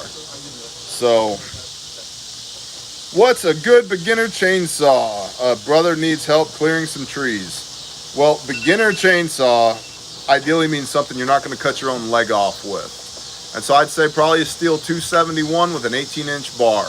And if that saw is not big enough to do the things you want to do, you are outside the realm of a beginner. What do you think, Bob? You know a thing or two about chainsaws. You were nicer than I was. I was going to say a Stihl 171. Yeah. Because a Stihl 171 is a homeowner chainsaw, and it's not designed for prolonged or professional use. Usually comes with a 16-inch bar. Has very low BHP, back horsepower, RPM doesn't get too crazy, and you're not gonna be able to put a cool chain on it. You're gonna get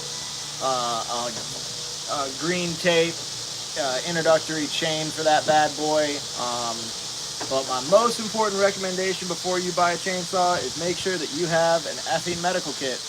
Because you would not believe how many people hurt themselves with chainsaws. I forget which life it was, but we have one. I gotta look it up. Yeah, I think it was like 43 or something. I'm looking it up now. No, 50. 50? Chainsaw 8 inches into his leg. His name was Wolf. He had to apply a tourniquet and be airlifted. Yeah, he's life flighted. Yep. Yeah. Yep. So realistically, make sure if this is your first time using a chainsaw, you should be with somebody who owns a chainsaw. I agree completely. Because they should be showing you. But I mean, everybody has to start somewhere. I'd never used a chainsaw until I did, and so go small, start small, because I mean, even a 271 and an 18-inch bar, you can get into trouble with a 14-inch bar on a top handle. Oh yeah. Like with a 194 or something like that. So just study. If you're gonna do dangerous things carefully. Like absolutely do dangerous things, but do it carefully and be serious about that.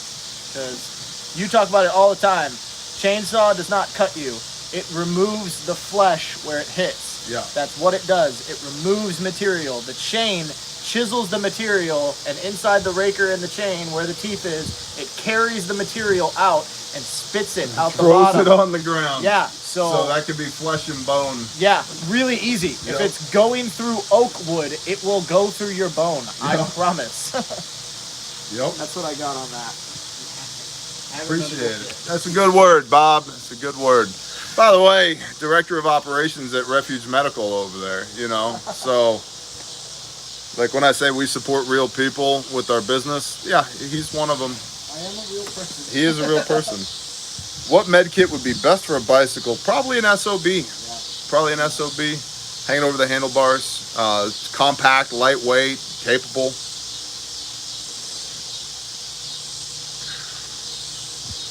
I'm going to ask Mountain Maid what chainsaw she uses. She has a DeWalt cordless. I think it's a 14-inch. I think. She has a little one, doesn't she? Yeah, she has a Steel 171. My wife does. It's a badass saw. It is. I've done a lot of small shit with a 171. Actually, after we got it, guys, I was like, great, I bought my wife a Tonka toy, right? Yeah. Like, at least she has a saw to learn on. Yeah. We have little stuff to do. I grab that thing all the time. Yeah, I used to carry it in the bucket. Yeah, it weighs less than a gallon of milk. That's what I'm saying. Yeah, thing rocks. Yeah. And I like it because whenever I'm fed up with all the little saplings that grow around, I can yep. Although I did learn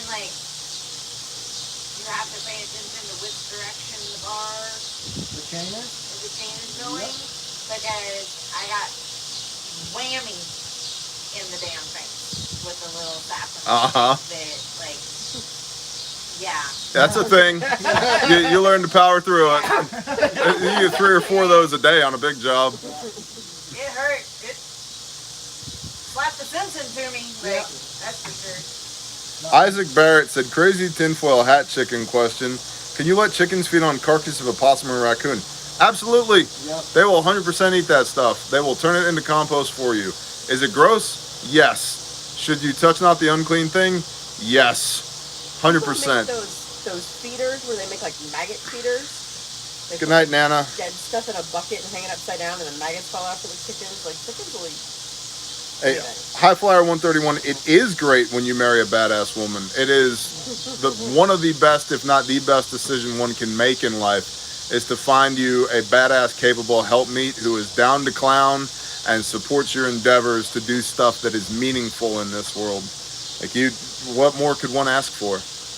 Like, plus, I think she's beautiful all the time, but when she gets dolled up for date night, whoa, bro. It's almost like, whoa, They bro. almost don't make it to date night. I'm saying, right? You want to hang out? We have to leave. I'm pretty sure last night we have reservations. That was funny. I'm usually Mr. Calendar, and she's like, I'm going to go upstairs and shower. I'm like, sweet. And she's like, you don't need to tell she's them. like, we got to go. And I'm like, yeah, we do.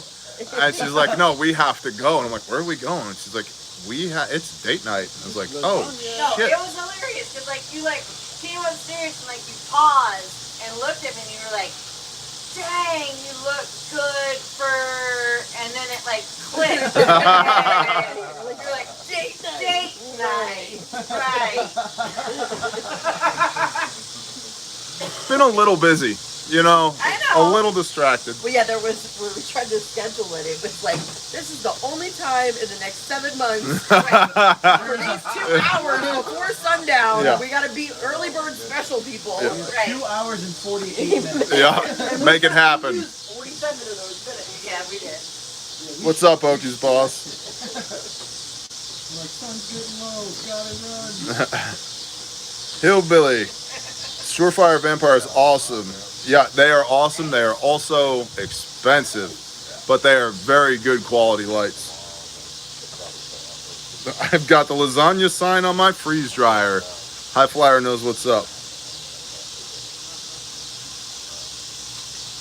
One thing I will say about Surefire, Well, why don't you say it to the people? they have like a proprietary switch system.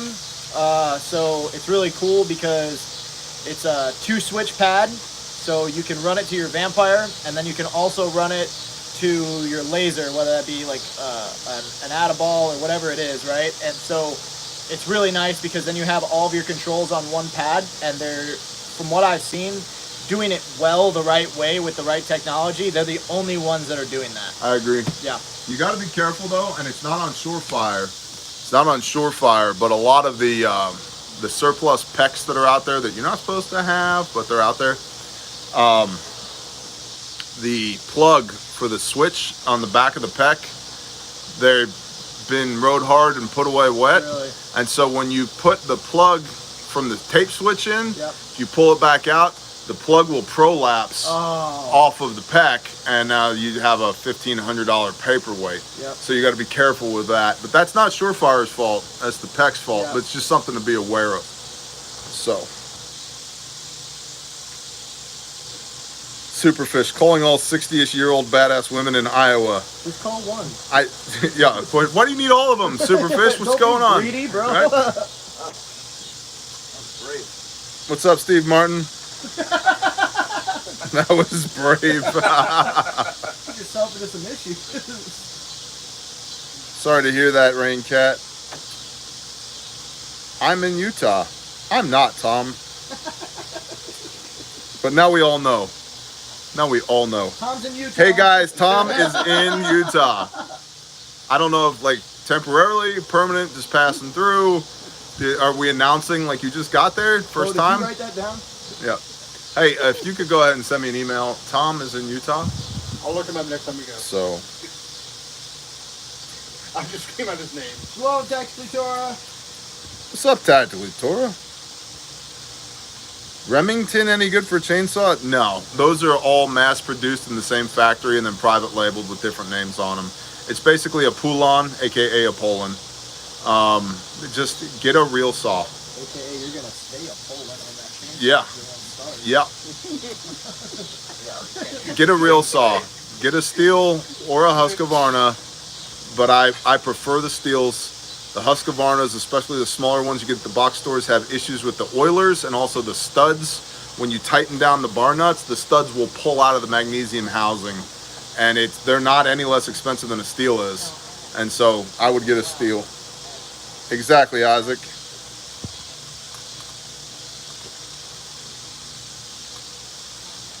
So the Makitas aren't bad. I've run them actually. They're not bad. Brother Cody has them. Yeah, they're not bad. They're not steel, but they're not bad. Are good. Yeah? Yeah. It's when it gets into the new technology, they got cheap. But Cody's got like a 25-year-old Makita, Yep. and that sucker gets it. So Isaac Barrett has an MS500. I want one. Can't find them. Global pandemic. And I want one. I don't need one. I have a 171, a 262, two 362s, a 391, an 066, and an MS660 Magnum. I don't need another chainsaw. My chainsaw problems are solved, but I want a 500i. Pretty dang bad. I have a great experience with the Milwaukee 18-volt chainsaw and pole saw. That's awesome. Can you use pigeons for eggs? Yeah, if you want little itty bitty eggs. You can also use chickens for eggs. They make bigger eggs. You're probably familiar with them. They come in a styrofoam box in the store, or you find them in the chicken coop. My guess is that chickens aren't an option for you, which is why you asked about the pigeons. All birds that I'm aware of lay eggs. So yes, you could use them for eggs. They're just going to be little because pigeons are little. Fancy like a quail egg. Shalom deal, Hemingway. Yeah, like a quail egg. What's up, Romans?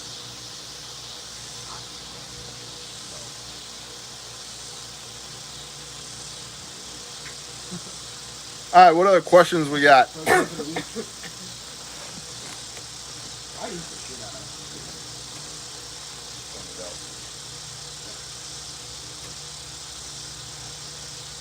An 88cc saw is not for beginners. I agree with that. Do you celebrate birthdays? Of course. It's interesting how many times we've gotten that question recently. We don't turn it into like a pagan, whorish idolatry. But yeah, No. we celebrate a birthday. Simple. It's Yeah. friends and family, but yeah. If you think about it, the Make it special. Make 'em- The first command in the Bible is be fruitful and multiply. We're celebrating the fact that we did that. So, Yeah, we're not having a carnival. right. He's not a Jehovah's Witness. Nope, I'm not. Bear, how old are you? Old enough to know better, young enough not to care. I haven't heard that question in a while. What about Christmas? Nope. You can find me Christmas in the Bible. We can have a conversation. I've looked. I'm on my 8th read through here recently. It's not in there. I found In it. fact, there's the opposite. Yeah. Do not bow down under every green tree.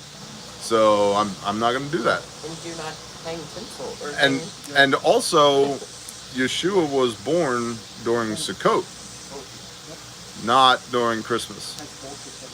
And there's strong archaeological and biblical evidence for that, not just like I think so. So, what's up, Lisa? Is it a sin not to multiply? If you can't multiply, it's not a sin.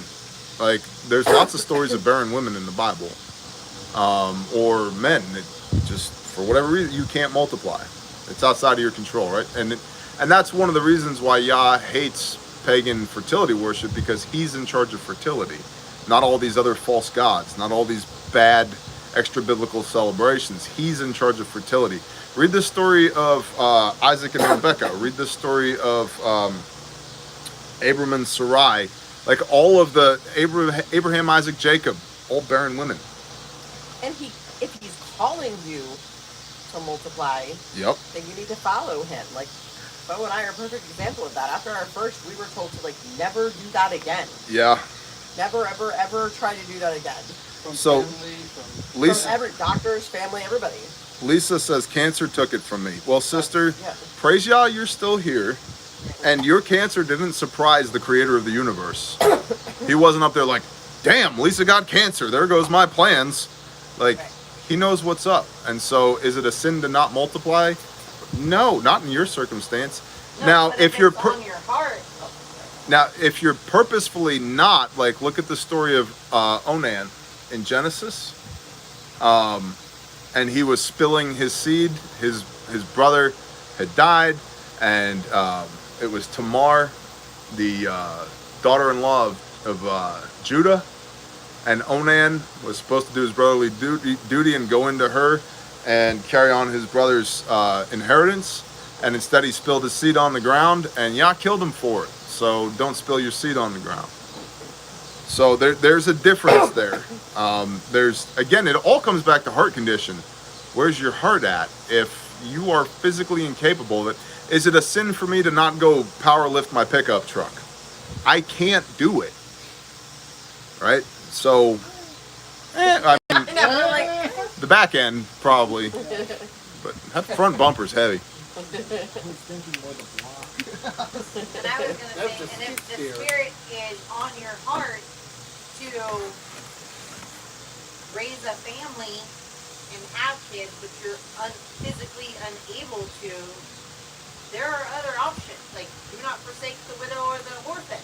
Mm-hmm. There are tons of orphans out there. So maybe your plan is something different That doesn't involve.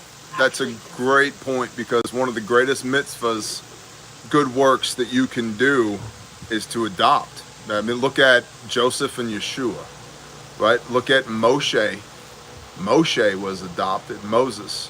What about Eliezer, who was Abraham's right-hand man, adopted into his family, got an inheritance, right? And he was a Midianite, so he wasn't of the Abrahamic tribes, right? Adoption's a big theme that comes up over and over again in the Word, and it's a great mitzvah. It's the equivalent to giving life yourself. So, somebody said my views on Easter. Find it in the Bible and we can talk about it. It's not in there. Depending on the translation, there's one place where the word Passover, which is used, Pesach, the Hebrew word Pesach, which is used all throughout the Bible, everywhere else to mean Passover, is translated as Easter. It's a bad translation. It's not in there. It goes back to pagan fertility worship. Why do you think that there are rabbits and eggs? The ovum, the egg, fertility. The rabbit, who F like rabbits, is a thing. And the Father hates pagan fertility worship. He commands us to not do it. So I don't do it. Maurice, skid steer bro. That's true. I did leg press a skid steer. So maybe I could power lift the truck. I'm not entirely sure. More like Twitch's truck, not your truck. Oh yeah, that's true. Twitch's truck, for sure. Oh yeah. But there was a lot of adrenaline with the skid steer though. So there was a lot going on there. Literally off the side of a cliff. So. Yeah. Favorite cigar? Man, that's a tough one. Tabaka Special Red Eyes, fabulous. Ave Maria Divinias, fabulous. AJ Fernandez Ruination Warhorse Cuts, fabulous. I really like the Yellow Camachos, also very good. Perdomo 10-year anniversary Maduros, fabulous. That's 5. You can pick from one of those. Somebody wanted to know if Best adult dating site. Why are we blocking Love Chat XYZ? Spiritual warfare? Has anybody read Ephesians 6 lately? We fight not against flesh and blood, but against nations and principalities and spiritual wickedness in high places. Yeah, I believe in it. It's super duper real. Go watch my 3-part testimony here on YouTube if you want details on that. I don't know why we blocked Love Chat XYZ.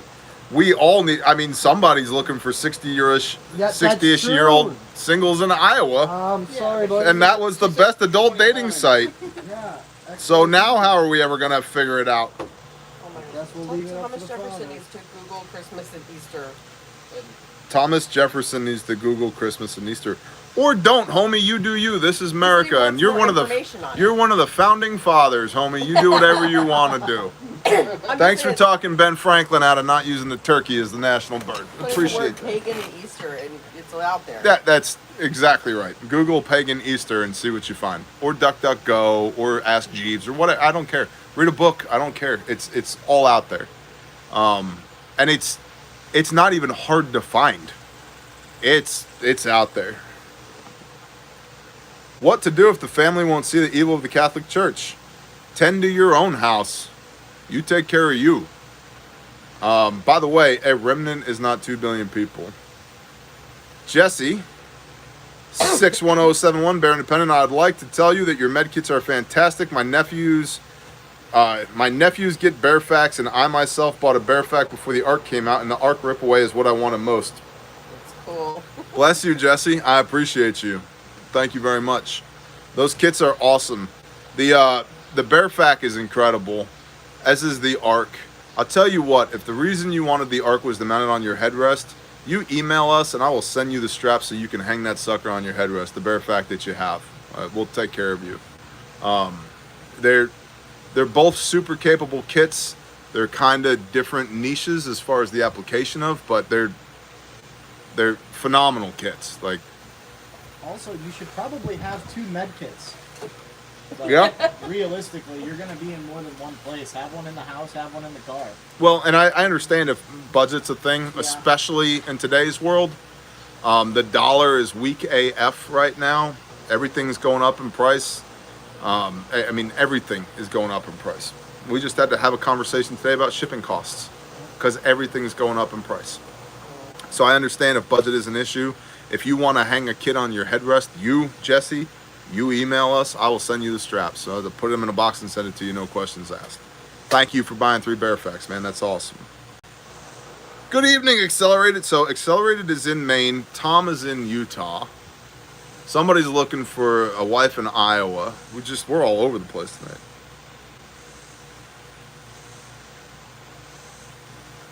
Good job, tinfoil hat.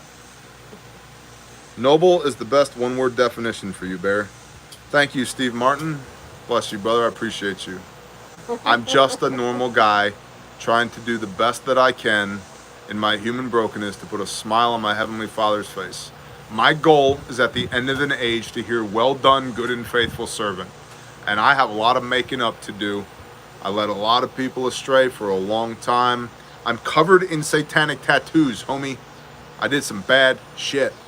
And that's why I don't have a lot of tolerance for people like, I can't believe you said 4-letter words and smoked cigars. It's like, you don't know 1/10 of 1% of who Bear was. So, if I can do good works now, because I'm covered by the blood of the Son, because I've been bought and paid for with a price, because the Father loved me enough to kill himself for me so that I could come home again. Dude, what an opportunity. Yeah. What an opportunity. How do you squander that? How do you just give that away? How do you become lackadaisical in your responsibility to be the light, knowing that, right? Like, it's a big deal. And so I'm not perfect. I'm far from it. I don't even know if noble's the right word. I'm just trying to make him smile because I spent way too long pissing him off. And even still, in the midst of pissing him off, he still remembered me and was there for me when I cried out to him. And that is the definition of love, man. Like, you don't get better than that. And it's incredible because you see that pattern played out in our personal lives, our human existence as well. Like, you can love somebody and not like them very much.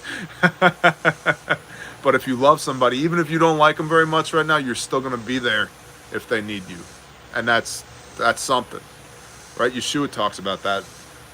Life has no greater love than this, that a brother would lay down his life for a friend, right? So, like, it's real. It's real love. And you hear all the time, people, you see it painted on barnwood and hung on nice houses. Blessed.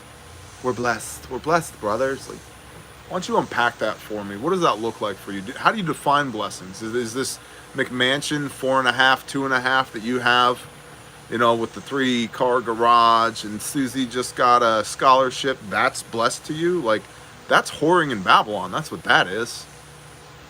Like, blessed is that you have blood in your body and breath in your lungs, and you woke up on this side of the dirt today, and you've been bought and paid for with a price. That's blessed. That everything you ever did to piss the Father off, to make him an enemy of you, he forgot it the moment you cried out and accepted the offering of his Son. That's blessed. The fact that you are equipped and empowered to do mighty works in his name, that's blessed.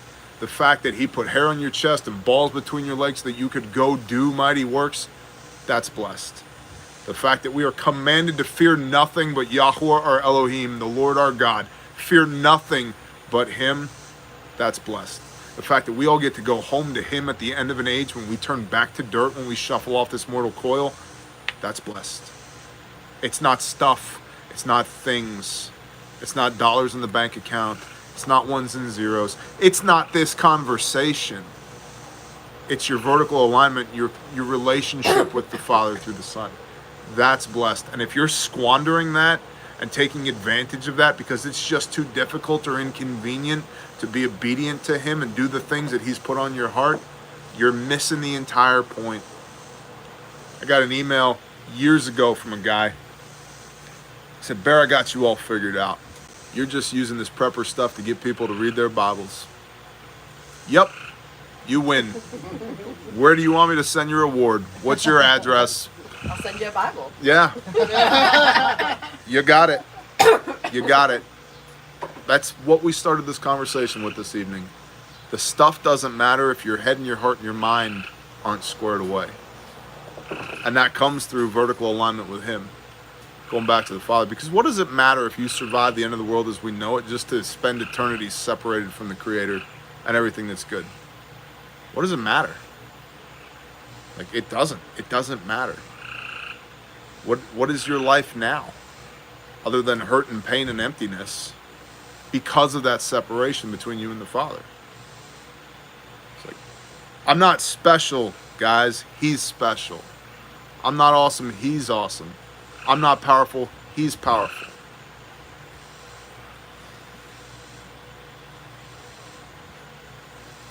There's a, I was looking earlier today, the Yod Hey Vav Hey, what they call the Tetragrammaton. How that works, like what do those letters mean? Because in Hebrew, letters have meaning, right? And so the Yod, that's why Yeshua talks about in Matthew 5:17, not one Yod, not one tittle shall fall from the Torah till all be done. Well, in the Paleo Hebrew, the Yod is an outstretched hand. Yeshua is the right hand of Yah, right? And so, in fact, I'll show it to you on camera, right there in the middle. That's the Yod, the outstretched hand. It looks like an elbow with the hand, right? And the Yod literally means the first letter of the Father's name. It means work, hand, activity, or deed. Do stuff. The first name of the Father's word, or the first word, first letter in the Father's name is do stuff. And then the Hey means to reveal, to show, to behold. It can mean grace, it can mean mercy, it can mean the Spirit. So do stuff to show or to reveal, right? Yod Hey Vav. Where's our Vav? To join to nail, to secure, or to establish. Do the works to join to. The Hey.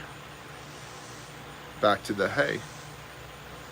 The Spirit, the mercy, the grace. Yod Hey Vav Hey. Do the works to be revealed, to join to the Spirit, the mercy, the grace. Yod Hey Vav Hey. That's what his name means in Paleo Hebrew. This is not my opinion of it. Here's the Hebrew alphabet. You can Google this shit. It's out there. That's how I found it. And it's like it's some secret. What does the name mean? I don't know. 13 seconds of research. There it is. Like, and it's not my opinion on it. It's not my doctrinal interpretation of it. It just is. That's his name. Like, if you're not doing that, if you don't love the Creator enough that you might even begin to investigate the beginnings of an understanding of who He is, and therefore why He made you, what are you doing? Like, there's something more important in your life than that? What the hell is it? What is it? Well, my kids really love Christmas. Cool. Do the works to reveal the joining of the grace, the mercy, and the Spirit. Yod Hey Vav Hey. Do that. I am that I am. Moshe says, what shall I tell them your name is? I am that I am. I am. Not I might be, not you should think about me occasionally, not I'll see you on Sunday morning for a couple hours. I am. What does Yeshua say? When a legion, 1,000 Roman soldiers come looking for him in the Garden of Gethsemane on the night of watches. We're looking for Yeshua of Nazareth. I am He. And if you read that carefully in the Gospel of Luke, everybody gets knocked ass over tea kettle on the ground when he says, I am He. I am my Father in one. The great I am. If you don't have even that much interest to put your nose in his word and understand who it is that made you and why he made you and what you're supposed to do, you're faking it, dude. Like, that shit is not going to work for you. And obviously I feel pretty passionately about this. I don't want that for you. Like, yeah, I use prepper shit to get you to read your Bible. And you should. Because at the end of the day, it doesn't matter what Bear said. It doesn't matter what Bear told you to do. It matters what Yah said. It matters what Yah told you to do. It matters what Yeshua said. It matters what Yeshua told you to do. Because I won't be there at the end of an age to judge you, to intercede for you, to welcome you into the kingdom. I will be on my own knees with my face in the ground, weeping while I confess in the presence of the Most High, because I am unworthy. That's where I will be. Doesn't, like, this only matters to the extent that I can point you back to him. That's the big picture stuff. That's the real preparedness. That's really how you survive. And I understand unpopular opinion, especially in the prepper world, and most people don't want to be preached at, and I'm not here to preach at you because I'm not a preacher. I'm your brother Bear. But I would just simply implore you, like, spend at least as much time in your word as you do listening to what I have to say. And then just see how your life changes. Because the Father is crying out for you, reaching out for you, the outstretched hand, the yod, for you, individually, for you. So he didn't make you by accident. He didn't put you here by accident at this point on the timeline, in this place on the map. It wasn't chaos theory. It wasn't a coincidence. You were fearfully and wonderfully made. He knew you before you were formed in the womb. He knew every hair on your head. He had a plan for you before you were ever here. Don't squander that. Don't take that lightly. There's a burden of responsibility that comes with the blessing that you even exist. That burden is easy. That yoke is light. That's Yeshua.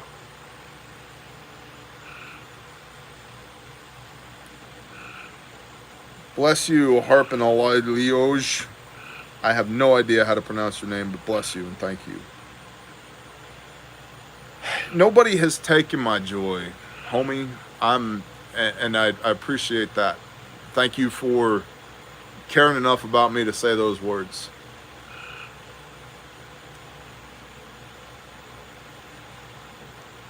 We see a lot of evil, and it's tough when you see a lot of evil. But you have to balance that evil with the good. You have to balance that evil with the good of the Father, the good of the Son, the good of His Word, the convictions of the Spirit, the good of your interpersonal relationship with your wife and with your kids and with your loved ones. Taking time for yourself, that's important as well. And so I know a lot of times you guys see me and it seems like I'm frustrated, and a lot of times I am, honestly. I am frustrated a lot of the times, and it's frustrating because, man, there's so much stuff I would fix if I had a magic wand. If I could just snap my fingers and put to bed a whole bunch of stuff, I would. That fast. I can't. Not my job. My job is to execute on the purview that the Father has given me, and to trust in Him completely, that I will not go without my daily bread, that no weapon formed against me shall prosper, and that I can tell mountains to move into the sea if I have enough faith. That's my job. Doesn't mean it's not frustrating. Jonah didn't even go to Nineveh, man, without getting swallowed by a whale. Right? Right. No more big fish. No more big fish. Right. So, bless you, Mr. America. Oofta.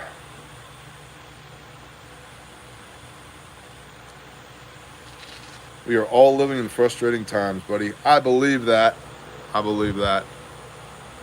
The thing is to remember to physically remember, actively on board as part of your ethos, His word will not return to Him void. If He said it, He means it. We are living in the fact that He means what He says. You have to believe it. Like Yeshua Himself, right? You shall know them by their works. Look at the works of the Father. How do you deny him? Right? And yet we're such little bitches sometimes. It's like, this thing didn't go exactly the way I wanted it to. How dare you? It's like, sucker, you're not in charge. I am. Oh, right. Sorry, Dad. I got my priorities out of line.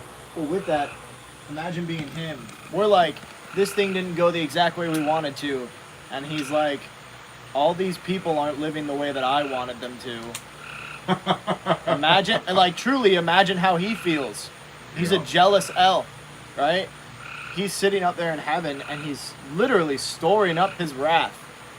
And that wrath isn't just anger, it's sadness, it's disappointing, it's disappointment, it's mourning. And, you know, sometimes we have the nerve to be like, oh, gosh, I didn't get 38 tomatoes off of that vine, and we got 29.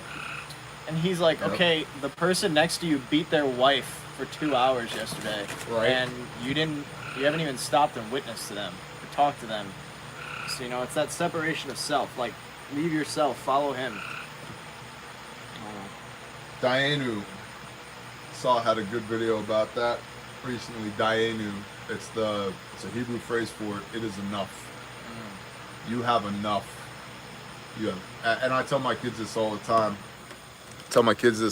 time. We have everything we need and most of what we want. Like, how dare I covet or lust or, you know, think that I deserve more? It's like, I have everything I need and most of what I want. Like, Dayenu, you have enough, homie. You have enough. Everybody, we all have enough right now to execute on his will. It's when the fear sets in that we're stuck. We don't take action. We don't do what he told us to do because it comes down to a lack of belief. We don't truly believe that he means it. And it's like Yeshua himself rebuked the apostles all the time. It's like, what sign shall you give us? He's like, where were you when I fed 5,000 people? How many more signs do you want? Do you remember Lazarus? He was stinking dead when I brought him out of the tomb. What else do you want me to do? Remember when I was up on the side of the mountain and I was transfigured with Moshe and Eliyahu? Remember that? Like, how many more signs do you want? We gotta run to town and get food. Yeah. No. It's like, hey, bro, can I get the card? Yeah. We're gonna need, like, I don't know, 4,000 pizzas. And it's like, give me the bread. Give me some bread. Give me the bread, right? And there's a huge lesson in that. My takeaway for years from that story has been, if the Father puts you in a position of service, stewardship, right? Yeshua's looking at these 5,000. It's 5,000 men plus their families, by the way. So 15, 20,000 people. So he looks at the problem, takes an inventory. What do we got? Master, we have 5 loaves and 2 fishes. I don't care if those fishes were orca whales. You're not feeding 20,000 people with 2 fishes. Those loaves could have been the size of this house. Not enough, right? 5 loaves, 2 fishes, sir. What does he do? Look at what he does. He says, all right, everybody, sit down. Sit down, chill. Changes their posture, gives them a new perspective, lowers their blood pressure, right? Everybody sit down. And then he prays and gives thanks. He's thankful for what seems to be an inadequate amount of resources to solve the problem that he's been given. He's thankful for what he has, and then he goes to work. And then he starts serving. And the lesson here is, if you take that attitude, you look at the work that's been given you, you look at the resources, you change the perspective from I don't have enough to I have Yah, which is more than enough. And then you start serving, you will have more left over when you finish serving than what you started with. We've seen this 100 times in our ministry. It's incredible the way that he provides. Like, even right now, I'll be honest, I'm not happy about the way our finances look. That's okay. We are in the midst of doing mighty things in his name. Loaves and fishes, right? Like, I'm looking at 5 loaves and 2 fishes going, nuh-uh. And he's like, homie, who do you think's in charge of the loaves and fishes? It's not your bank account. They're not even your people. They're my people. You just have the honor of serving with them. And so that's always been my takeaway from that. Like, if we're supposed to walk as he walked, 1 Peter 2:21, that's a prime example for us as to how to approach situations like that. Dayenu, you have enough. I've given you what you need, now go do. And you'll have more left over when you get done doing than what you started with. Onions everywhere. Andrew Mullen, bless you, brother. This is better than any church service I've ever been to. Thanks for your teaching videos. Praise Yah, brother. Like, I don't even know what to say to that. Just praise Yah. Because it ain't me. It's him. And I don't know how many times I gotta say it, but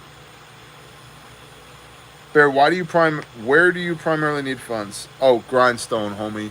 Yeah. So Patreon, I take a considerable portion of my Patreon funds and pour them into operations anyway. And Patreon, honestly, is more of a value exchange. You pay the cover charge, you get to hear the band play. The band is me talking, right? But even out of the Patreon funds, I take a considerable portion of that and direct it towards Grindstone Ops. And then my own personal income as well, I spend a considerable portion of that on Grindstone Ops. And then where the critical need is, funding-wise, is Grindstone. And that's a fact. This is not me. I'm not ShamWowing you. I'm not begging you. I'm not trying to sell you on anything. If the Spirit moves, grindstoneministries.com.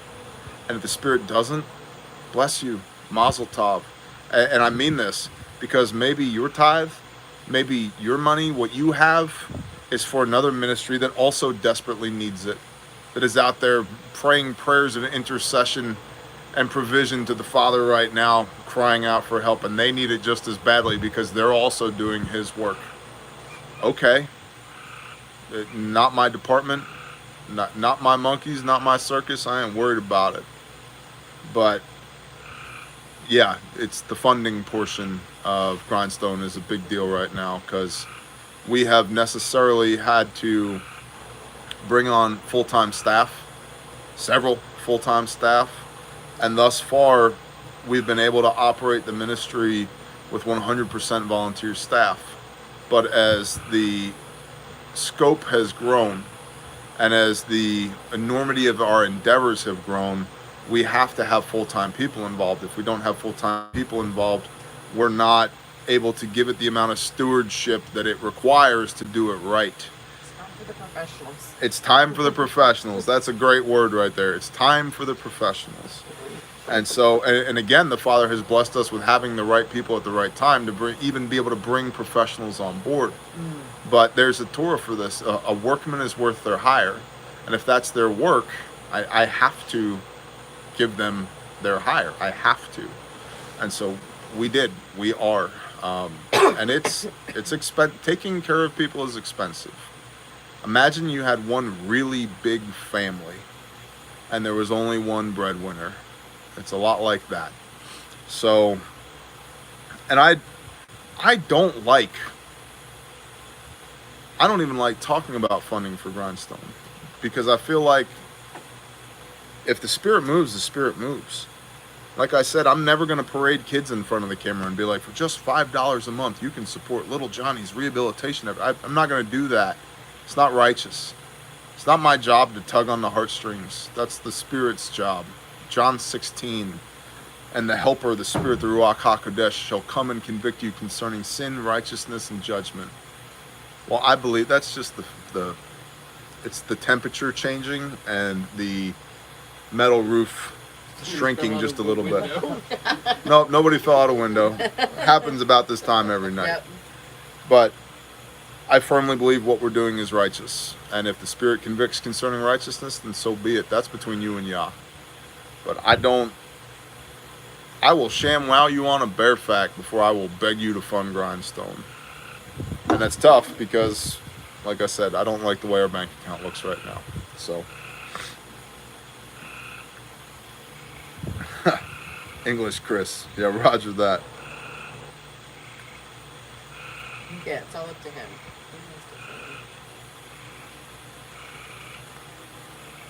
Amen, Donald Klein.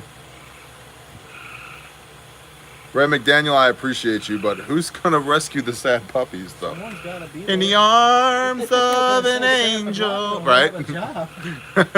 I don't think she's had a. For us to like bring in a puppy. Maybe. There's a puppy. I don't think. Puppy we can bring. I don't think Sarah McLachlan's had a job for at least a decade and a half. She's just making those royalties. That's it. Yeah.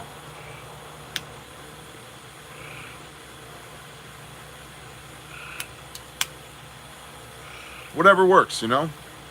She's happy. Bless her. Bless you, Chip. Thank you. Miss Amy, peanut butter. Yep. There was a question, crunchy or smooth for your bag? For your battle For your belt. battle belt. Oh my gosh, extra crunchy. This is not an exaggeration. I have on many an occasion taken a jar of extra crunchy peanut butter, eaten half of it, filled the rest back up with whole peanuts, and then stirred it up. Like, yeah, I'm a peanut butter bear, homie. I love it. If you got the smooth, you could be a smooth operator.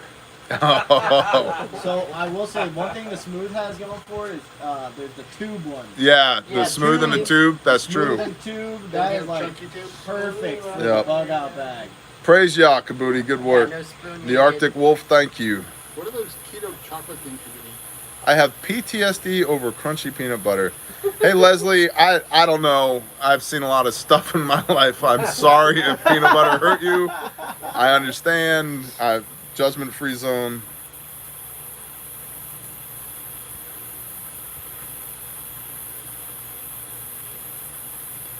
Peanut butter is one of life's pleasures. Everybody in our family has a peanut butter spoon with their name on it.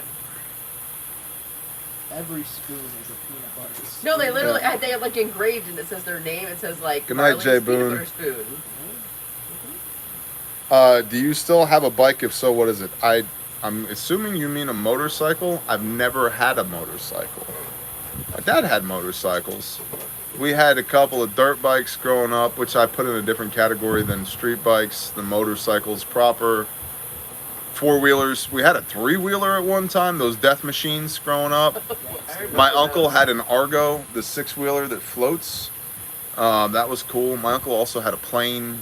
Yeah, cool stuff. He built his house on the edge of the county airport. Built his own taxiway out to the runway. Had his own hangar. It was cool stuff.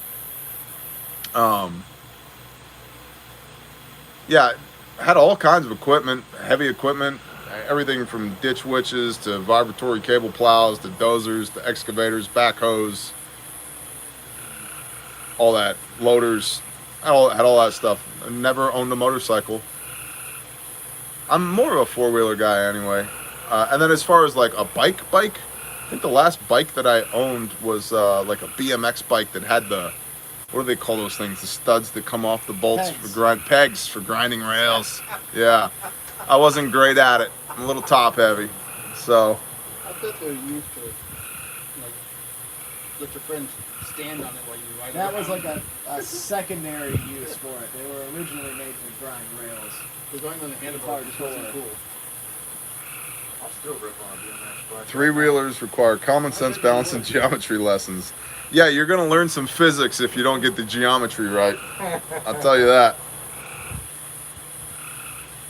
What do you think about Adapt 2030 talking about planets versus biblical cosmology? You know, that's a great question. I like David at Adapt 2030. He and I have had several conversations on air and off air, and I like him as a human being. I don't get down with what I would consider the planetary nonsense, though, the cosmology and all that. I'm not into that. As far as I guess I would say the spiritual asterisk side of the stuff that he's been talking about more and more over the last year or two, it's not my cup of tea. I read the Bible and I do what it says, and in the book of Genesis chapter 1 it says that the sun and the stars and the moon were put in the sky for signs and appointed times, and I believe that. We built a calendar around that. It lasted, pick your poison, 7,000 years, well, 5,782 years according to the Jews, So 6,000 years-ish, or hundreds of thousands of years, whatever I don't care. We don't need to argue over that point. It's lasted a long time for signs and appointed times, the stars have. But as far as like, you know, be careful because that person might have an attitude because Jupiter's in retrograde, I don't get down with that stuff. I'm not down with that stuff at all. I like Adapt 2030 much more so for the intelligence value of things like, hey, corn futures are looking rough. I want to know that stuff. I don't care if Venus is in the house of Aries this month or whatever. Like, I honestly tune out at that point. I don't listen. And it illustrates the point again to what I was saying earlier, is that, like, you don't have to be 100% ideologically aligned with somebody to respect them and onboard information from them. You just need to know where your lines in the sand are as to what you're going to listen to and what you're not. And that being said, as a human being, David's a great guy. I like David a lot. Like I said, we've had a lot of conversations behind the scenes. He's a great guy. His heart's in the right place. He's super smart. I like him. But we just don't see eye to eye on that. I also, most nights, fall asleep to the sound of Suspicious Observers playing from my wife's phone. Bennett, and talk about a smart guy. Bennett, Suspicious Observers. I've never heard of Suspicious. Oh, bro. Oh, Harmony's like. Oh, bro. Oh, yeah. Good morning. It's 4:44 a.m. in the new Valley of the Sun. Yeah. Eyes open. No fear. Stay safe, everyone. I like Ben a lot. Very smart guy. But he deals with the actual, like, electromagnetism and polar shift and science. The science of it. And that I can at least respect that, even if I don't always agree with it all the time. So, Shalom, Tavar. The Germans invaded Belgium on bicycles, worked 100 years ago. That's true. I don't care what Uranus is doing. High Flyer, I don't care what Uranus is doing, not even a little bit. Ben says that the Noah flood was 6,000 years ago. I call BS. Okay, well, without diving into that rabbit hole. I already said it. Okay. Super cool channel to check out is, what is it called? Genesis is History? That's what I Yep. wrote too. And also, I have an issue with our scientific dating method. Because there's certain aspects, there's certain examples that one can point to. For example, there was a valley that was filled with trees, that valley was then flooded. It was dammed up, a river was dammed up, a lake was made in the valley full of trees for, to have a lake for public water. Scientists went back after the wood had petrified in that valley. They saw the trees when they flooded it. The wood petrified, they went back and took core samples, and according to those core samples, those trees were over 16,000 years old. Nope. No, they were not. And that's just one example among many. So, it doesn't mean that the scientific dating method across the board is flawed, but there's myriad examples of where it's absolutely flawed. And when you get into dating per the strata of the Earth, what happened? Tax Ventura. He always has a word. He's like, hey, you either have a good Yep. one You don't. Yep. Answers in Genesis. Hey, what's up, Tony John? Shalom, brother. Yeah, Answers to Genesis has great stuff on carbon dating Yeah. versus. Well, English Chris just pointed out, yeah, like fossilized trees growing up through hundreds of thousands of years of layers. Exactly. The trees were like 100 years old and younger, and they dated to 16,000 years old. They're the oldest trees we know of on the face of the earth by counting rings. Couple thousand years old. Couple thousand years old. So, what's up, SmartAd 2010? Carbon and nuclear dating has been constantly contradicted, I think. Bear, do you think rainwater is poisoned? I hope not. We drink a lot of it. Hey, are y'all dying? I mean, from rainwater. Wasn't that an 80s thing? Like, poison acid rain. Oh yeah. The comedian Nicole Arbor recently had a post about that. That's what I saw. That's Yeah. awesome. Yeah, she's funny. She's like, we've been lied to. This whole acid rain thing. Like as a kid, I thought I was gonna melt if I went outside in the rain. Turns out, no, not actually a big deal. Are those frogs? We don't talk about the frogs. Katie Lynn is not a fan of frogs. We don't need to point out the fact that those are frogs. So no, they're not frogs. They're funny sounding fluffy bunny rabbits. They're just big crickets. They're big tadpoles. I'm not sure I like bunny rabbits. They're adult tadpoles. They're big crickets. Nicole is a statue? I don't know what that means. I've seen her move. So I don't think she's a statue. But Texas drought is bad this year, y'all. Yeah, I saw something that was like 97% of Texas is in a drought right now. Right. It's bad. But Texas is It's the desert. I'm just saying, always kind of in a drought. I'm just saying that's true. There's one natural lake in Texas. One, and it's 1,081 miles wide.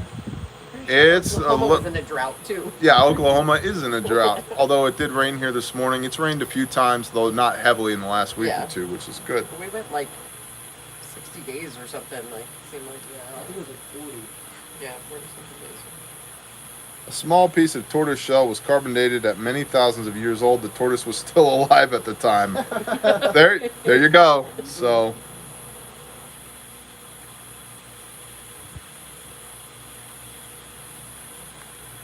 Which Bible do you prefer? The Scriptures, isr-messianic.org. What time is it? We've been going for 2.5 hours. Every time. That's the first time you checked the time. We've been. I checked it Going once earlier at 9:02, and I was like, Ah. dang, 2 hours? Abraham.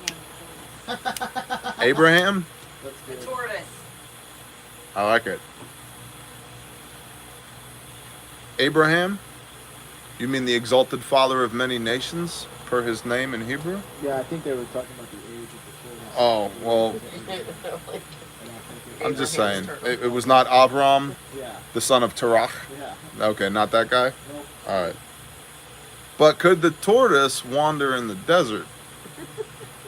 And everywhere his foot tread, Yah would give to him. I mean, he could. I don't know if there's tortoises. What natural predator? exists. What natural predators did the tortoises have? Like, what eats a tortoise? What's a tortoise? Probably serpents. Fair enough. But with the babies, birds. That's true. Yeah. But I mean, think about it. Like, how does it Wrong get to way. be hundreds of years old if it doesn't have any natural predators? Who looks at a tortoise and is like, I'm gonna eat that thing? Other than Cajuns, like Foxes, what? badgers, stuff like Badgers? Yeah. that. Foxes will eat turtles too. They're crafty True. enough. But they've got level 4 armor, so they're good. Cajuns. Lone Star Living said Cajuns. Yeah, me and Lone Star Living on. Sorry, I'm not trying to play footsie with you. Alright. They're nice feet. I'm just, the Torah for that. Have to respectfully decline. Damn it, I keep thinking about that half peanut crunchy mix. I'm telling you, bro. Try it. Just try it. Really Maybe do an experiment. Get a big spoon of peanut butter and then a handful of peanuts. Whip them up all together and try that first before you go, all in on a whole jar. I'm telling you, what's even better is to make a sandwich that way. If you're a texture person, oh, it's so good, so good. Travis Martin wants us to know it's tortai. Tortai, Roger on tortai. We had What- this conversation Yeah. last night. What should you do when life makes you question your faith? Look up, fall on your knees, put your face in the dirt, and cry out, Abba, Father, I need you. And get out of your own head. Question your faith. That is 100% a tool of the enemy. The enemy only has a handful of moves that he uses, and the number one foundational thing that he does is, did God really say? That's how we got original sin. Did God really say? And yeah, it turns out he did. And his word will not return to him void. Also understand that your sins create separation in between you and the Father. So repent, teshuvah, turn from your wicked ways, beg forgiveness by the blood of Yeshua, and come back into the family.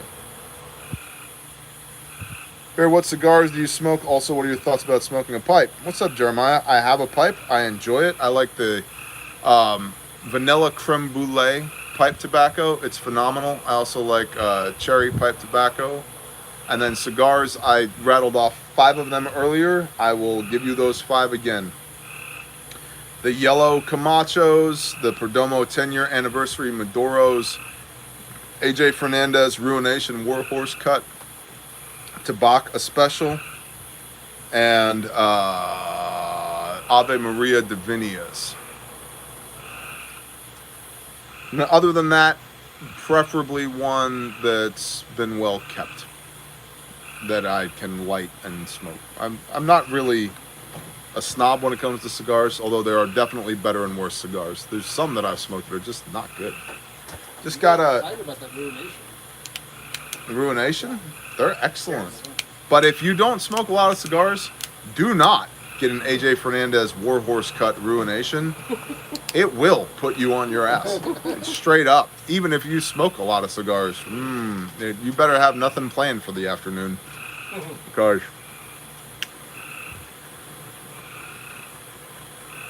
it'll get you. I just got a 20-pack of the Cigars International 25-year anniversaries because they were on sale for like $40. And I was like, yeah, well, you know, even if they're mediocre, 25 cigars for $40, good deal. That's a good deal. I hate them. You should try one. If you hate them and everybody else hates them, I'm just throw them in the trash. Okay. I was pretty disappointed, actually. Really? Yeah, because the Cigars International knockoffs are excellent. Yeah, CI knockoffs are Yeah, great. they're excellent, but their 25-year anniversary, not a fan. The first assorted pack I got him when he wasn't sure what he liked, like 9 out of 10. He was like, nope. They were awful. Yeah. They were awful. You're gonna really like this cigar. That Acid 20 Yeah. that I got at that cigar shop, Yep. I haven't seen before, that was pretty good. Yeah. Osama bin Clappin said, is it true that Cuban cigars are illegal? They were illegal for a long time because of import-export rules, and they're honestly, they're not that special anymore. The reason Cuban cigars were special in the first place was they grew the tobacco in the same fields that they grew cocaine in. And so when they made cigars out of that tobacco, you were getting more than one kind of buzz A little something. when you smoke. There's a little something on the other end of that stick. For sure. It is not the same anymore. They've planted so much tobacco there and no cocaine there that it's just another cigar now. So the whole like, oh, it's a Cuban. It's like, I'd probably prefer a Nicaraguan cigar at this point, truth be told. But to each their own. If you want some bragging rights, get a Cuban. Just don't expect much from it. It's not going to be any more special than any other good cigar. I thought it was all about people rolling it. Yeah, but there's more than one country where they know how to roll cigars. But a Cuban cigar back in the day was basically a really fancy way to smoke crack. That's what it was. You were smoking cocaine. They don't do that anymore. So Cheryl Davis said, Bear, how bad do you think the food shortages are going to be and how soon? I am on record as saying by third quarter of this year we will begin to see shortages, and I think it could get pretty bad. My biggest concern is, remember 2 years ago when people were fighting each other in Walmart for toilet paper? Now pretend it's bread and it's the only food you have. And is it shortages or is it shortages of being able to afford it? Well, that's true too. Are you priced out of the market? Yeah. You know, a denarius for a measure of wheat, that's biblical. A denarius is a day's wage. Now, if we take a denarius, how much did a denarius weigh? And we back into that number right now, that's about $26 for a loaf of bread. We're not there yet. Is it possible? I don't know. Have you seen what the Fed said recently? Yep. It's possible. Love Yes, back. Love Chat's back. Woo! Love Chat, go to Iowa. We need some 60-year-old singles in Iowa. I hit her. I got her. You I got her. Unhit It it. was my bad. I got Oh, her first. I had Or swung. him. It might be a him first. Oh, somebody else. Got Vinlago. who's a little bent Homestead? That's me. Okay, copy. I was like, did we make somebody a It's like, we got a rogue blue wrench in the chat. Swack him. You can't go changing your name without telling people. You meant to delete me.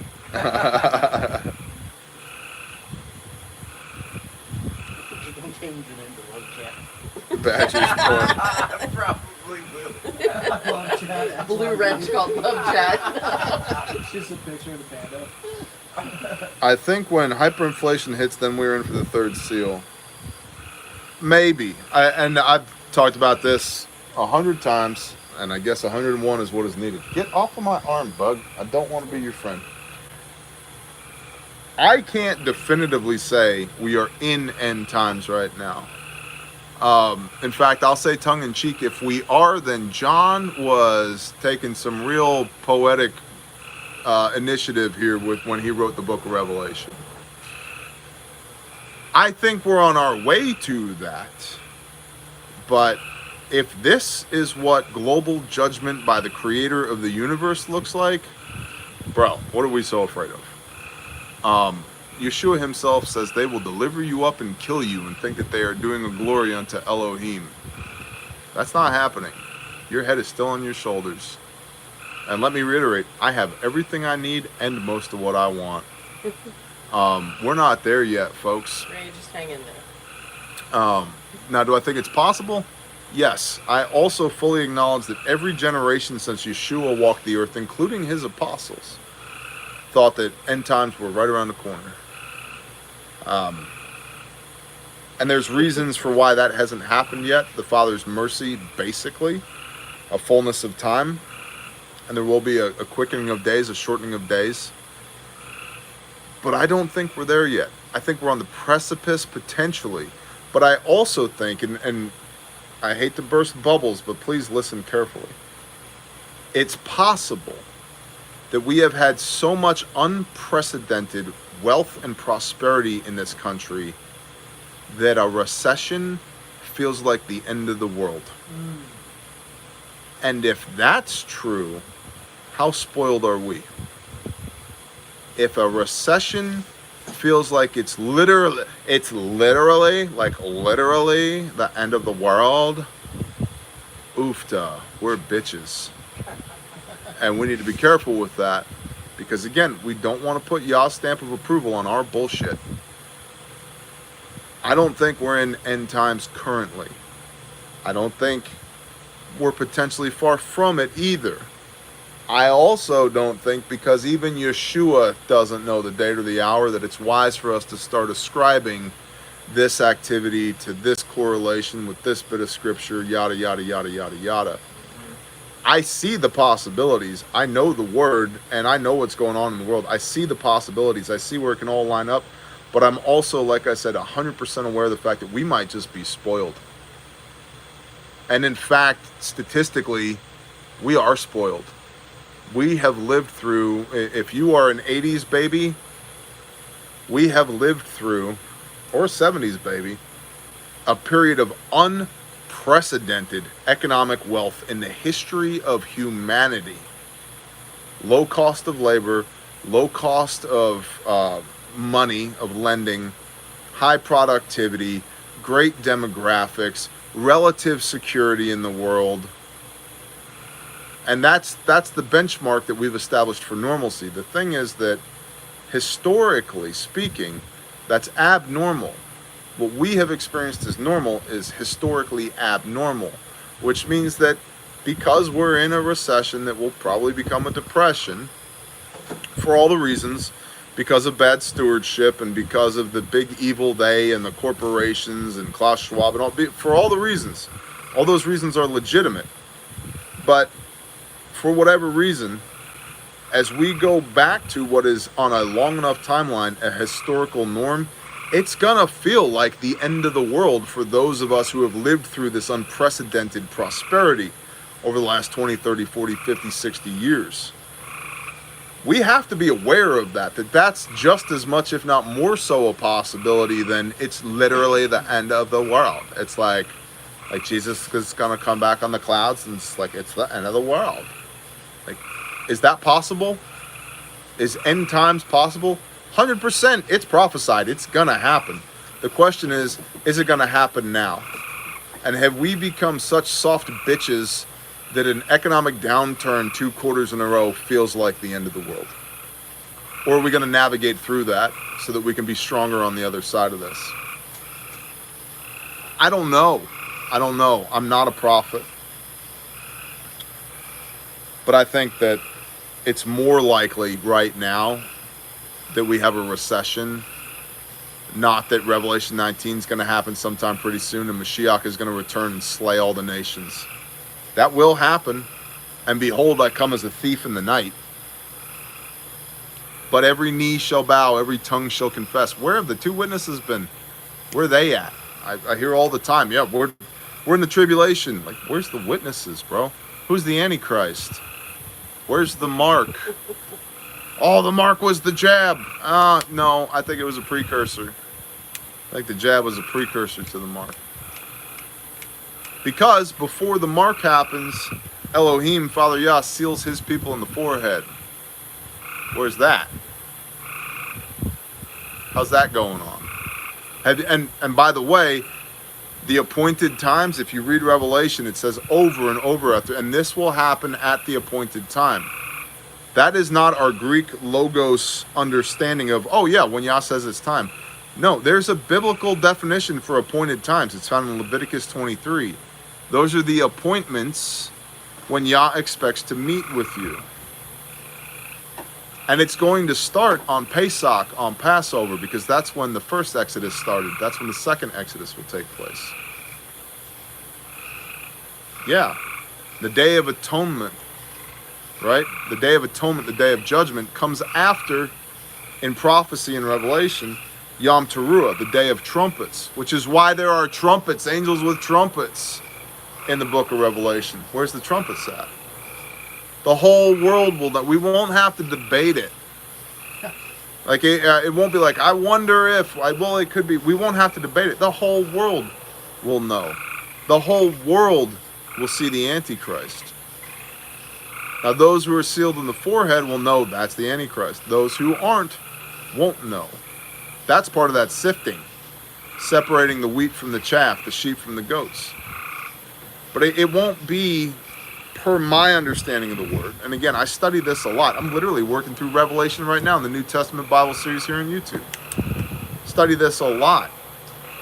There won't be guesswork. The whole point of Yah returning, the whole point of Yeshua returning to earth is to eliminate all the guesswork. Every knee shall bow. Every tongue shall confess. Because it will become black and white. You're either on Team Yeshua or you're not. There's no place left to hide. It's the beast or Yah. It's the Ruach HaKodesh or the false prophet. It's either or. There's no gray area. And so right now we're operating in the gray area. Could it be? Might it be? What do you think about this thing? It's like, that's not spiritually profitable. At least in my opinion. Because now, and if you think about it, let's apply Stoic philosophy to this. Now you're worried about things that are outside of your control. Nothing you can do about it. What you can do, if bread's $26 a loaf at the store, is make your own at home with wheat that you put up. Or grow your own garden. Or learn to barter and buy, sell, and trade with people that you love. Build networks. Provide your own security. Get trained up on medical stuff. Figure out your logistics and your communication. Basic prepper stuff, man. You can figure all that out. That you can do. You can't do anything about Klaus Schwab or Bill Gates or Jeff Bezos or the Council on Foreign Relations or the 300 or the Illuminati or Skull and Bones or the military industrial complex or HARP or cloud seeding / you can't do anything about any of that. You can take personal responsibility and get your own life squared away. So, are we in end times? My opinion, no. Are we near end times? Maybe. Or is it possible that we're so spoiled that 2 bad quarters in a row feels like end times? I think that's the most likely explanation for what we are feeling right now. That being said, we cannot discount how many people of deep faith there are that are feeling the rumblings, which is why I'm willing to admit that we might be on the precipice of end times. It's also entirely possible, just like the Hebrews in the Old Testament felt the rumblings, that wasn't end times. It was just another bad thing that the Father had to steward them through. The apostles in the New Testament, they felt the rumblings. They had the Holy Spirit. They were warned. Shaul of Tarsus, Paul himself, was removed from prison by angels, homie. You don't think he didn't feel the rumblings? He literally felt the rumblings as the wall fell down so he could run out of the prison. That wasn't end times. And so we have to be careful to try and back into these world circumstances. Must mean biblically this. The best biblical scholars, and I don't even include myself in those, not at all. The best biblical scholars maybe understand between 1 and 10% of the depth of that word. The rest of us, man, hey, read the book, do what it says. Deuteronomy 29:29. The secret matters belong to Elohim, but to us and our children forever to do this Torah. We have what we need to do what he told us to do. The rest of it, I feel like we're going to get a debrief when he shows up. Hey guys, do this stuff, don't do that stuff. Roger that. All right, cool. Here's your white robe, here's your sword. By the way, got a big war coming up. Hope you guys are game. So.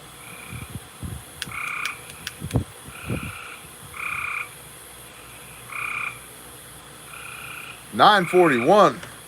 I'm gonna have to go to bed soon. Gotta post my 75 hard on Patreon. Send it to the accountability group. Pee. Drink one more bottle of water before the day ends. Again. Pee again.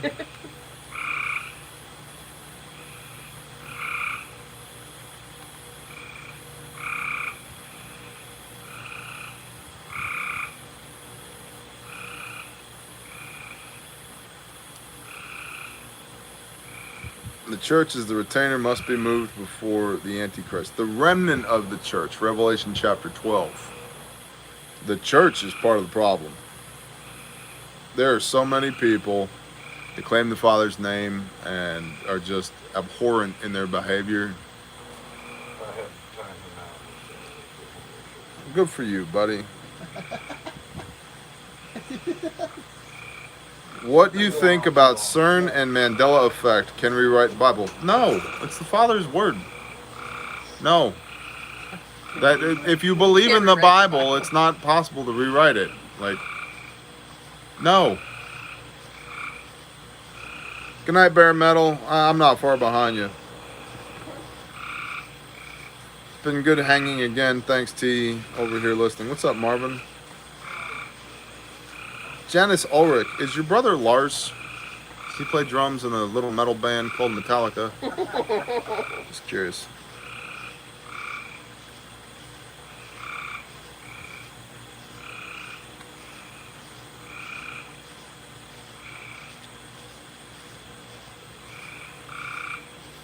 What's up, Susan Bryant? English Chris, you misunderstand me. It's not that I don't enjoy praying anymore. It's that I will not pray unless the Spirit tells me to. And to be honest, the Spirit's not telling me to pray right now. So, that being said, y'all should know, I pray for you often. I do. I'm thankful for you. And I pray provision, protection, blessing over y'all regularly. But I'm not going to go through the motions.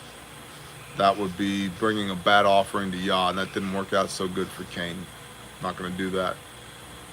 When the Spirit moves me, I pray. When the Spirit doesn't move me, I don't. So,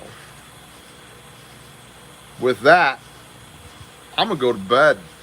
2 hours, 45 minutes. I appreciate y'all. What's today? Thursday? I guess I'll see you in the morning for the brief. Y'all have a blessed night. I'm out of here. Shalom.